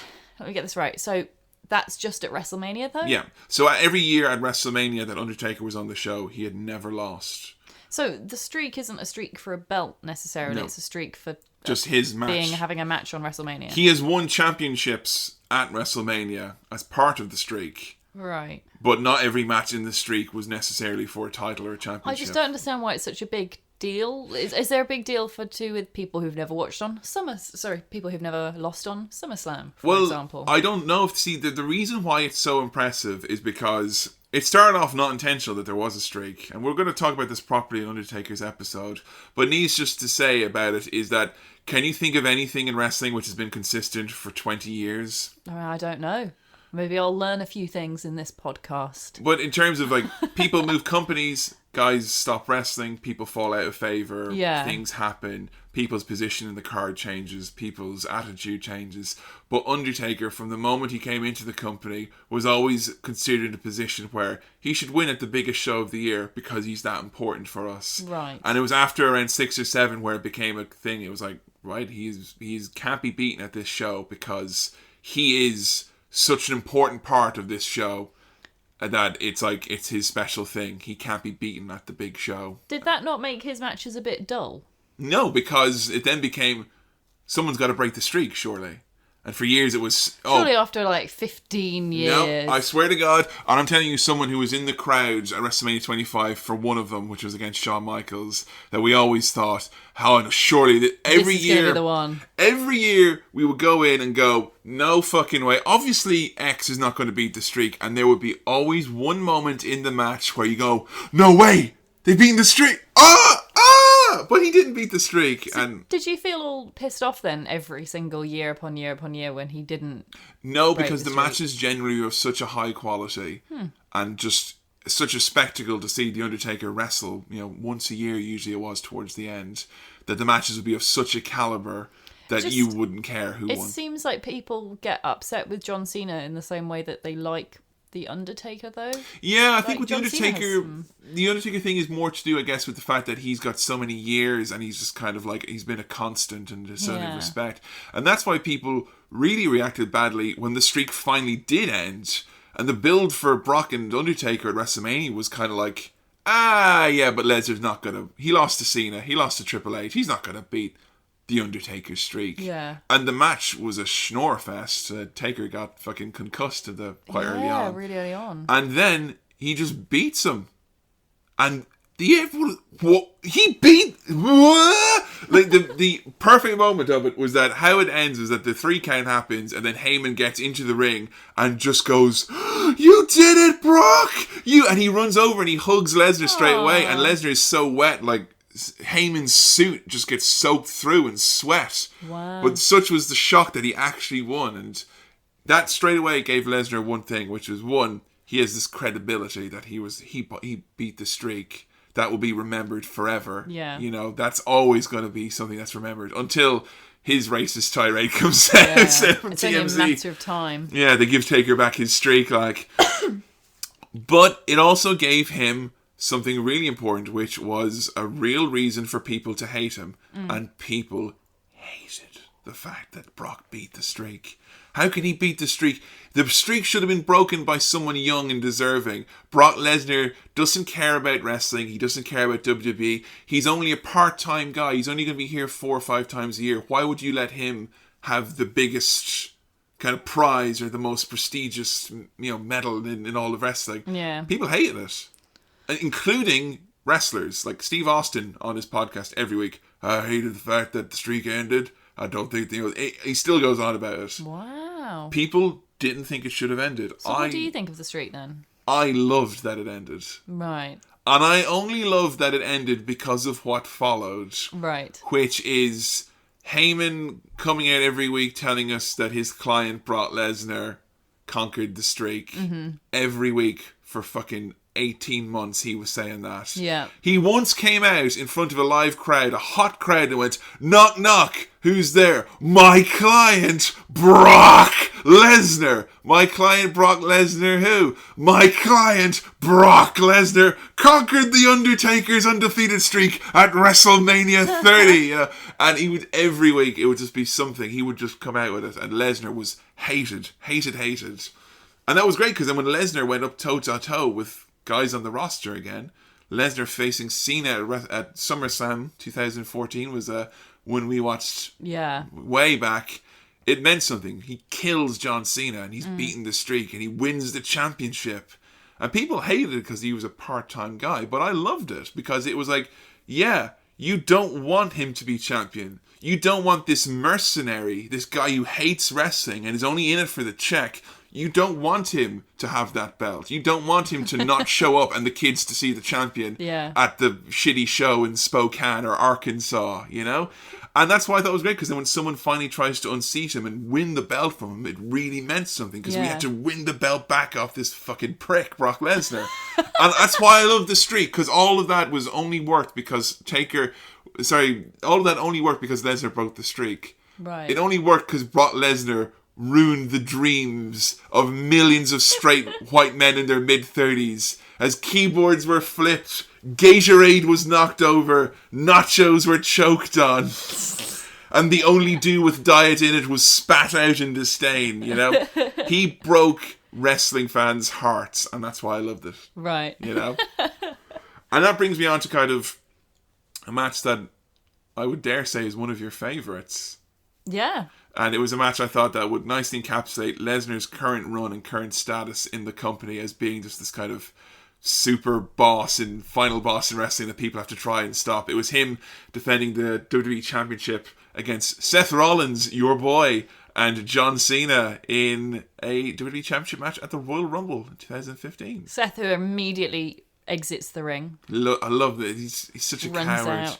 The pairing of Seth and Brock, we might as well talk a little bit more about now. So good. I don't think I've seen you enjoy wrestling as much as the few weeks when Seth and Brock are interacting on Honestly, Raw and whatnot. Things like that are my favourite part of wrestling. Being a wrestling fan, that's what I look forward to, is stuff like that. Really silly, ongoing storylines with ridiculous promos. Yeah.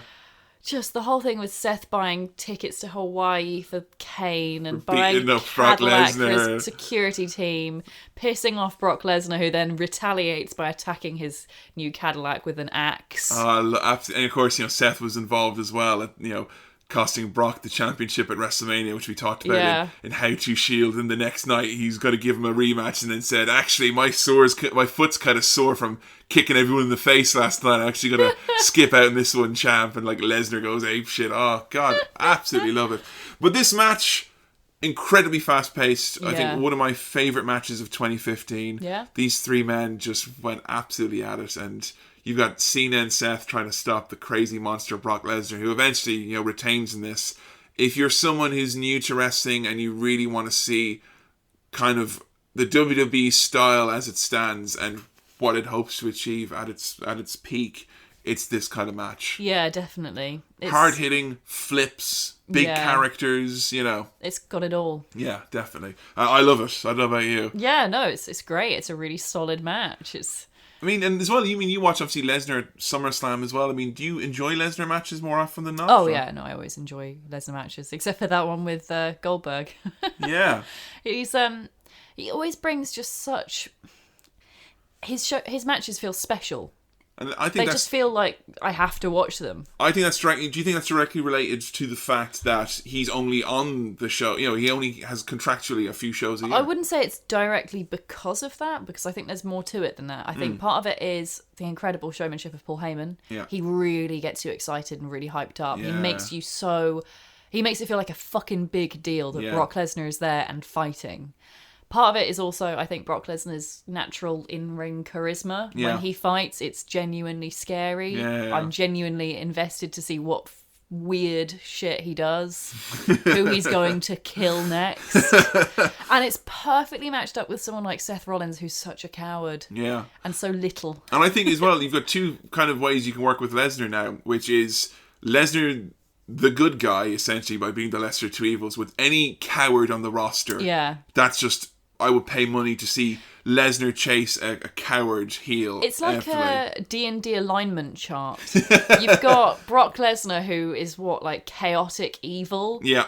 And then you've got Seth Rollins, who's lawful evil, I guess. Yeah.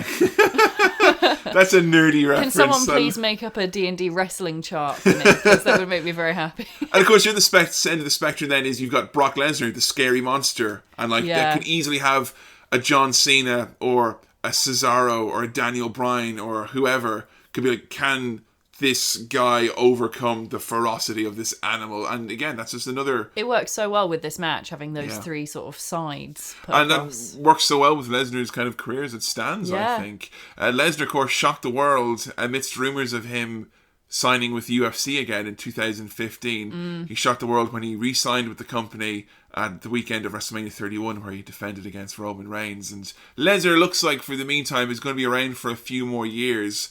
it's worth bearing in mind that Brock is still only in his mid-30s. That's so weird to think of. So is his eventual plan then to go back to UFC? No, he says his WWE is his home now. Right. So the reason was basically he makes a lot of money in WWE, and it's a sweet schedule. And when he's not there, he just has to work out for himself, for his performance and whatnot. But it's not as if he's in fighting camp for UFC, which obviously would be a much more regimented lifestyle. So I mean, he gets to show up, do his little bit of, and you know what as well. This is one thing I will say for the people who say that the man lacks passion or he doesn't love the wrestling or he doesn't care about the fans or what he's doing. The one thing I will say about him is this, particularly with the recent stuff when he was a face, you could tell that he was having a good time. Yeah. You could tell that he loves standing in that ring when Paul Heyman is talking about how he's going to fucking kill The Undertaker or Roman Reigns or whoever. You could tell he adored ripping that Cadillac apart. Yeah. Absolutely. And I'm hoping, I'm not calling a shot here saying, like, oh, this is definitely going to happen, but I'd like to think that maybe in a few years' time, Lesnar might soften up to the idea that the world of wrestling, likes him maybe. Yeah. And maybe that will I want to see an improved relationship between Lesnar and fans. I think that's important.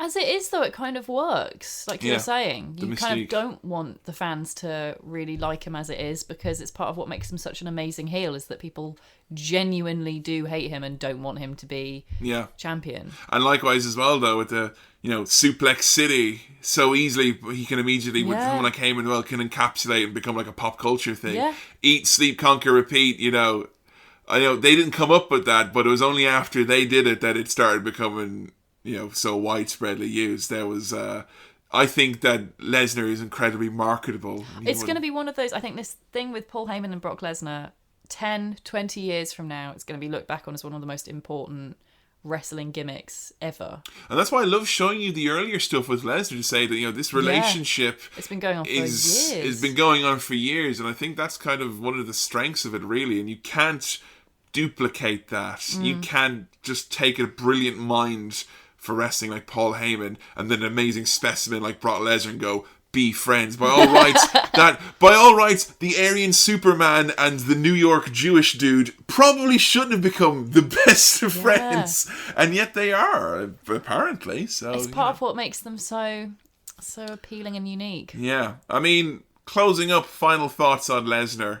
More animal than man. He makes me tune into wrestling currently. I'll tell you what, NXT at the moment is making me love wrestling, but Brock Lesnar is kind of making me love sports entertainment, if you know what I mean. I like the razzmatazz and the production with Lesnar. He's making me, he will make me tune in to watch a pay-per-view that I wouldn't normally watch. No, exactly. Thoughts on but I mean, I think that he had a very, very storied career. I was so happy to see him come back after, a really awful exit. But he showed so much talent and promise even in his earliest matches. Yeah, you can tell that they see big things in him from day one. Would you recommend any of his matches in particular for people to watch if they want to check him out? I mean, God, I love his match with Roman Reigns. What was it? WrestleMania 31, yeah. I'm so bad at remembering which shows these are at. Oh, there's too many names, honey. Yeah. I love that match, but warning, it's quite bloody. Mm-hmm. It's unexpected. Yeah. I loved the match that we covered in today's episode with John Cena. How about any of his ones from pre-leaving in 2004? Any of his early stuff maybe strike out at you? Yeah, we only showed me, what was it, 2 of them? Yeah. One of which was the one with Goldberg, so I don't really feel I'm quite in the place to judge. But the first one, his with debut, The Rock as well. And the one with Jeff Hardy, yeah, really good, and the one with The Rock, they're all great. Yeah, and I mean, honestly, he had so many matches from that time as well, which he could have covered with Kurt Angle, also Hell in a Cell with The Undertaker. I mean, I'll be honest, folks, I think that Joke should have some stuff that she can actually watch in her own time outside it, because I think you genuinely like Brock Lesnar. There should be some matches I think it's not like Hulk Hogan where I made myself consume as much as possible, because I'm never doing it. It's like, after I'm finished this, I'm done. Hands washed. Whereas with Brock Lesnar, it's like, doesn't matter if I haven't seen everything, I'm going to watch it at some point because it's fucking awesome and I really enjoy his matches. So interesting thoughts there on Brock Lesnar, but I think it's just important, as we mentioned, we've got a variety of opinions which you want to kind of hear from people. So I think it's time we check out some tweets and some Facebook posts. Right, so we had quite a few tweets in about the man Brock Lesnar. Yes, we did. And I'm liking what I'm feeling. I like it a lot, John. You know why? You know what I'm sensing?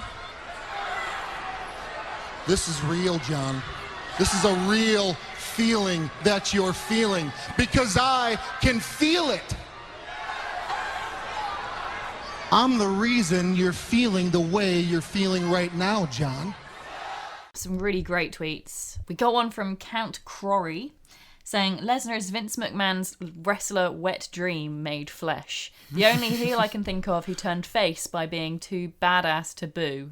I think I would agree with that definitely, about him being like, in terms of the physical specimen, that's what the wrestler, that's all Vince McMahon's, what I want you to look like, topped up to the max. Like he bred him in a lab or something. I think given the amount of money he has to pay the man and the fact that he does no media, Wrestlemania weekend, Lesnar was nowhere to be seen, I don't say he's a wet dream for a wrestling promoter in that sense, though. Yeah. Gary Ross, 1989, said, he ended The Undertaker's streak, people hated him. He destroyed Cena and became a fan favourite. Wrestling's odd.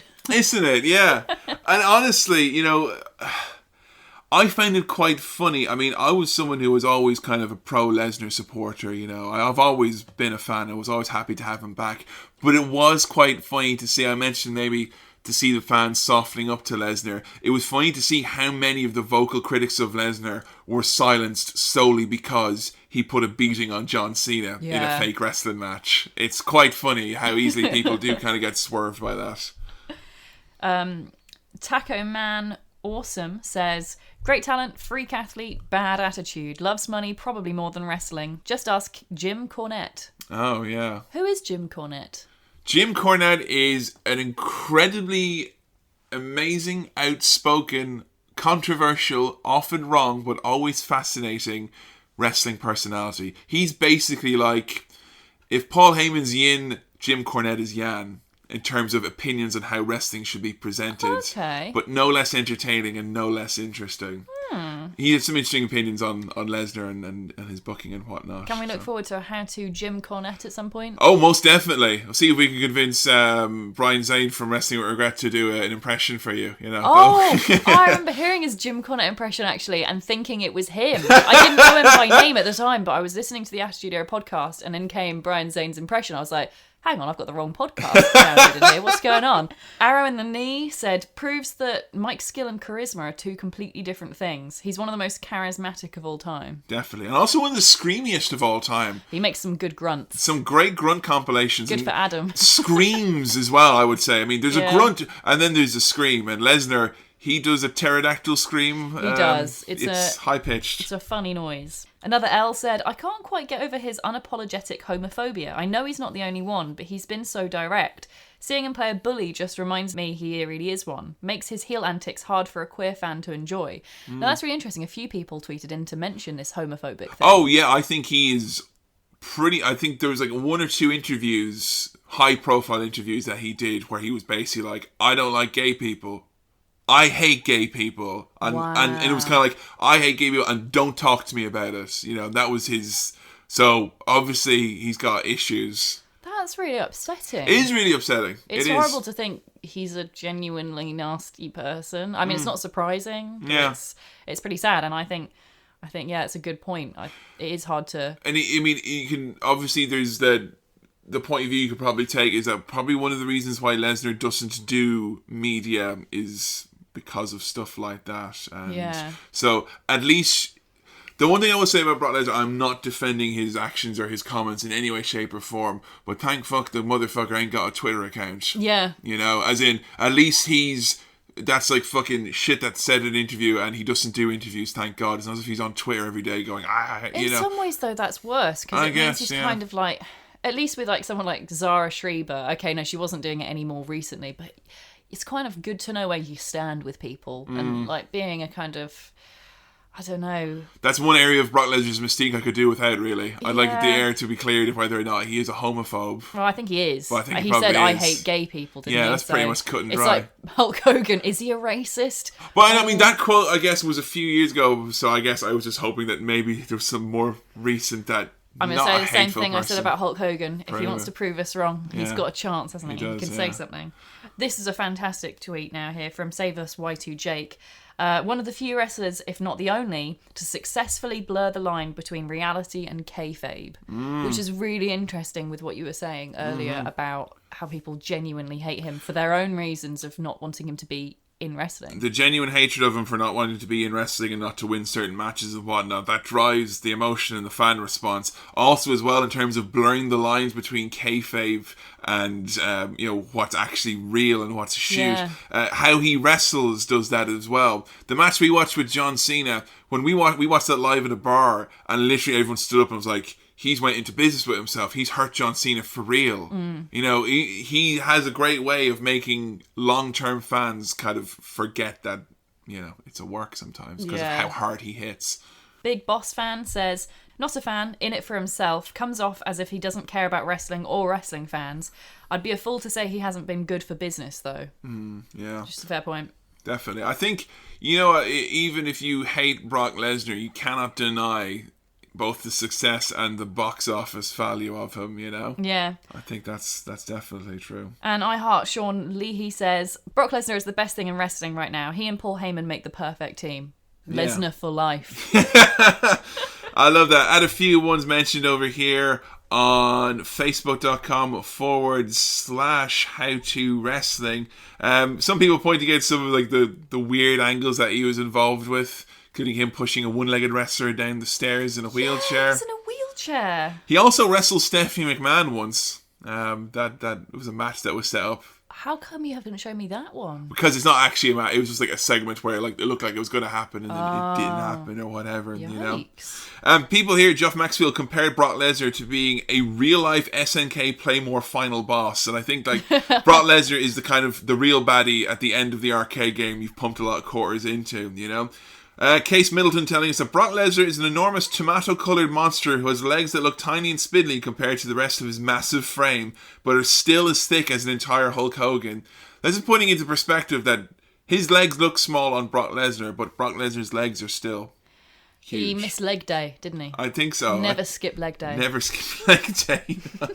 Someone here as well, Sean Wilmot, wanted to mention another one about Brock's personal life. He's married to Sable, the former wrestler, Rena Mero. You have a book. You have a encyclopedia of WWE. Oh yeah, the WWE encyclopedia. And we decided a few episodes ago that what we were going to do is before every episode on the classic older wrestlers, I was going to have a look through beforehand. And I came across Sable and started reading about her. And you're like, oh yeah, that's Brock Lesnar's wife. Mm-hmm. And hearing some of the things that you've told me she's been involved with and that she did for wrestling, that's so weird to me. Very weird. She once sued the company for sexual harassment. Really? Yeah. I mean, because she was involved in the early Bar and Panties matches, wasn't she? Yeah, Sable very much was listen to the Attitude Era podcast, honey, and find out. Yeah. The one thing I will say about Brock Lesnar, it's a story which I think I need to tell you. A story I think I feel I need to tell you about Brock Lesnar and his enchanting wife, Sable.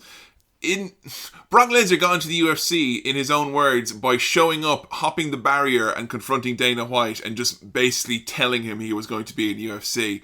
And he had pretty much a similar approach to his courting of Sable. Basically just kind of saying to her, we're going to marry, or I want to be with you. And her refusing so many times to the point where I believe she actually had a restraining order put on him. And in a bit in his book, he describes the romantic moment he decided to break the restraining order, break into her home, and confront her and tell her how much she loved him. Oh, okay, right. Well, that's the final straw, really, for Brock in his Lesnar mind, for me. he was doing this romantic gesture. No, that's really scary. But in his book, he's she was completely swayed by it, and she swayed, threatened. Seriously, there's a reason I keep Mace by the door. Can you imagine if you? It's in case Brock Lesnar jumps in and tries to marry me. That's hard. Can you imagine opening the door, coming home, and Brock Lesnar there with chocolates and flowers? I love you.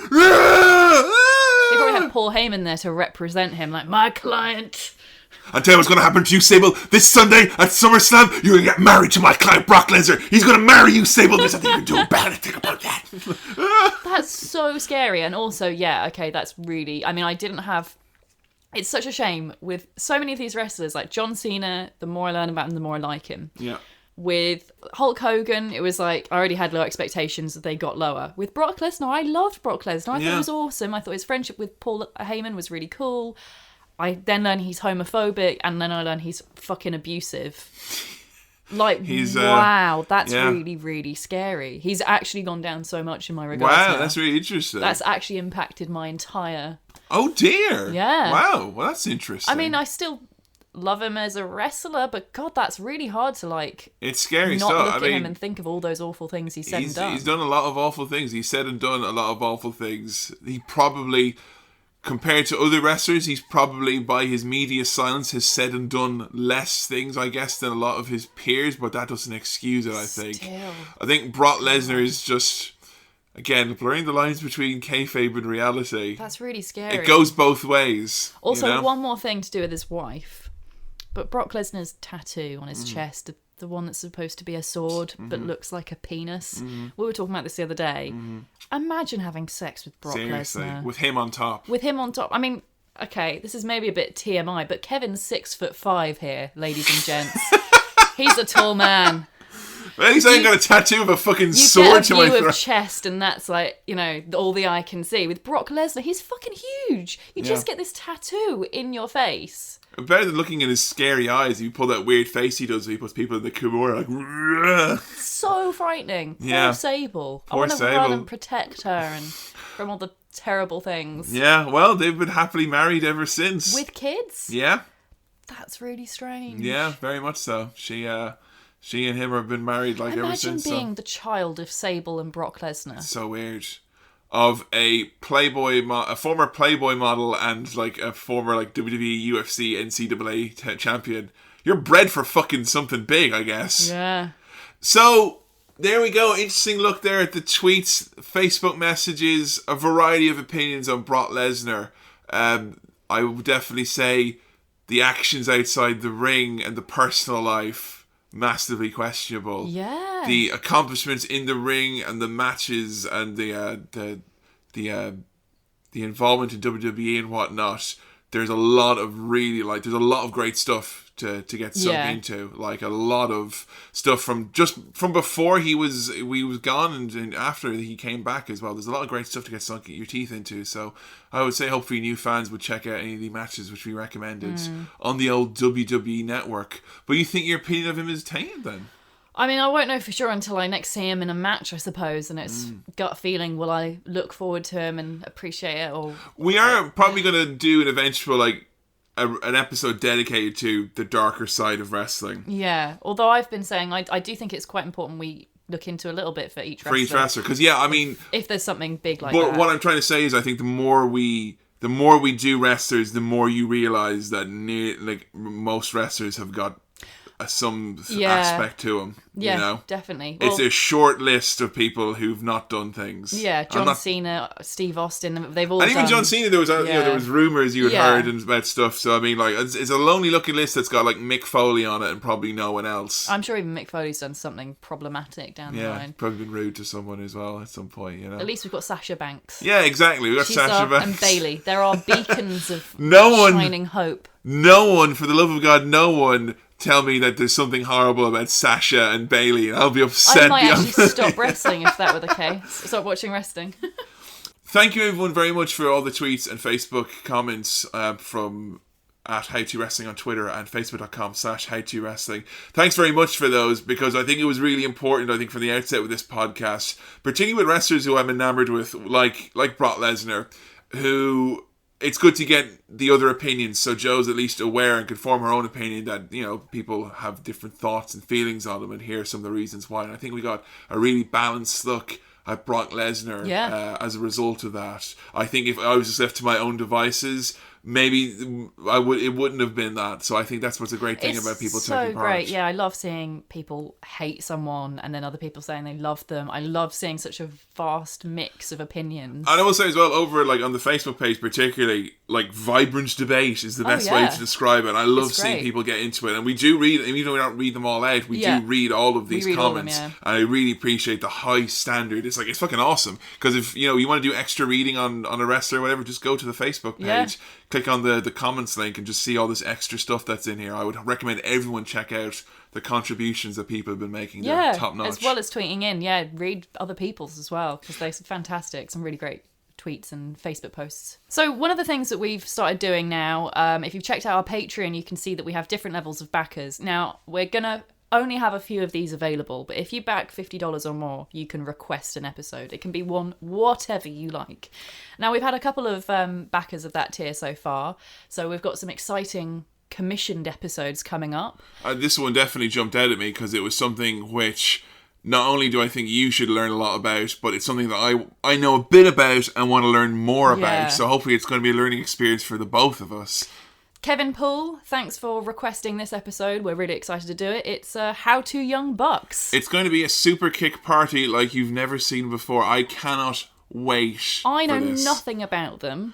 All I know is, I'm just going to say this right now, guaranteed, you will love their matches. Yeah? You will love their matches. I'm really excited to do an episode on someone, or two people who I have never seen anything of theirs. I've never heard of them before. It's going to be interesting. It might be something of a challenge to try and actually get the footage to watch all of these, because it's going to be a lot of indie shows and things like that. Hopefully, fans will be able to help us out and get us some source for some ways which we can watch for legally and free online some of these Young Bucks matches. I'm really excited. There are guys whose careers I have followed. I've watched a lot of their stuff in Chikara, in Ring of Honor as well, and some stuff in New Japan Pro Wrestling. But we're definitely going right outside the WWE for this one. I think it's going to be great for Joe to be exposed to something that is not WWE, to see indie wrestling's basically MVPs, for lack of a better term at the moment, and guys who've been courted by WWE and have turned them down even. Really? So yeah, these are guys who I would definitely say are the hottest free agents in wrestling right now, without doubt. Interesting. So we want to know stories, matches underlined, folks, okay? Because I think the most important thing about the Young Bucks are those incredible matches that they put on. So definitely matches, segments, interviews, stories, thoughts on why they haven't signed with WWE and if they should, or if you think they would fit into WWE and NXT. Because that's what we want to see. We want to see the best of the best, okay?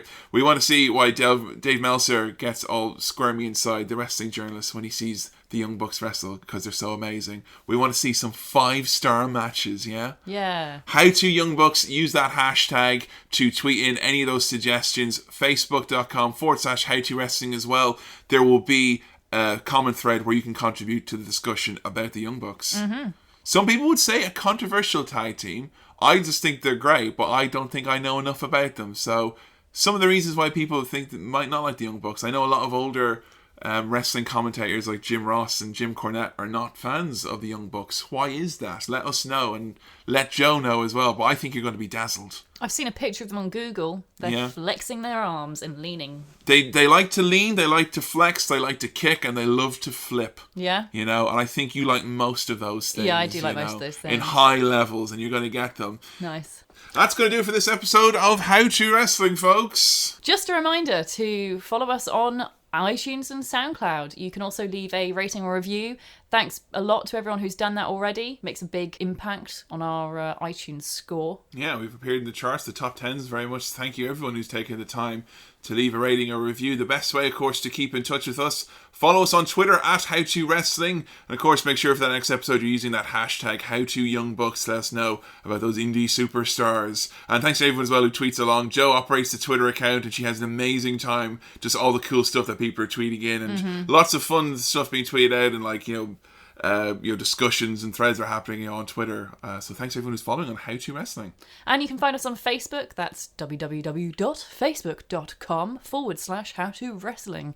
And we make sure that we put up a post for each wrestler for the topic, and that's where you can leave your comments if you want. Otherwise, you can send them to us privately. That's fine too. Something which people do on that Facebook, which is really cool, is like after the episode is over, go back to that episode artwork and continue the thread and talk about thoughts on the episode or things we which you think might be, like, in addition to, might be good extras to add on to what we've discussed. And if you want to give back to this podcast, support us, help us get some of them out, you can go to patreon.com/howtowrestling and become our backers and our patrons. We have over 60 backers now. It's fucking fantastic. We've hit a load of our stretch goals. We're going to see some live wrestling. We're going to get some new microphones. We're doing bonus pay-per-view reviews now as well, folks. If you pledge $5 or more a month, you get a monthly bonus episode from me and Joe reviewing the latest pay-per-view offering from the WWE. We just put up Summerslam 2015. Short review, just around an hour or so. Really enjoyable. Not going through it like move by move, just more our thoughts and what it was like for Joe as a new fan to watch. Yeah, we just do a brief overview of the whole thing.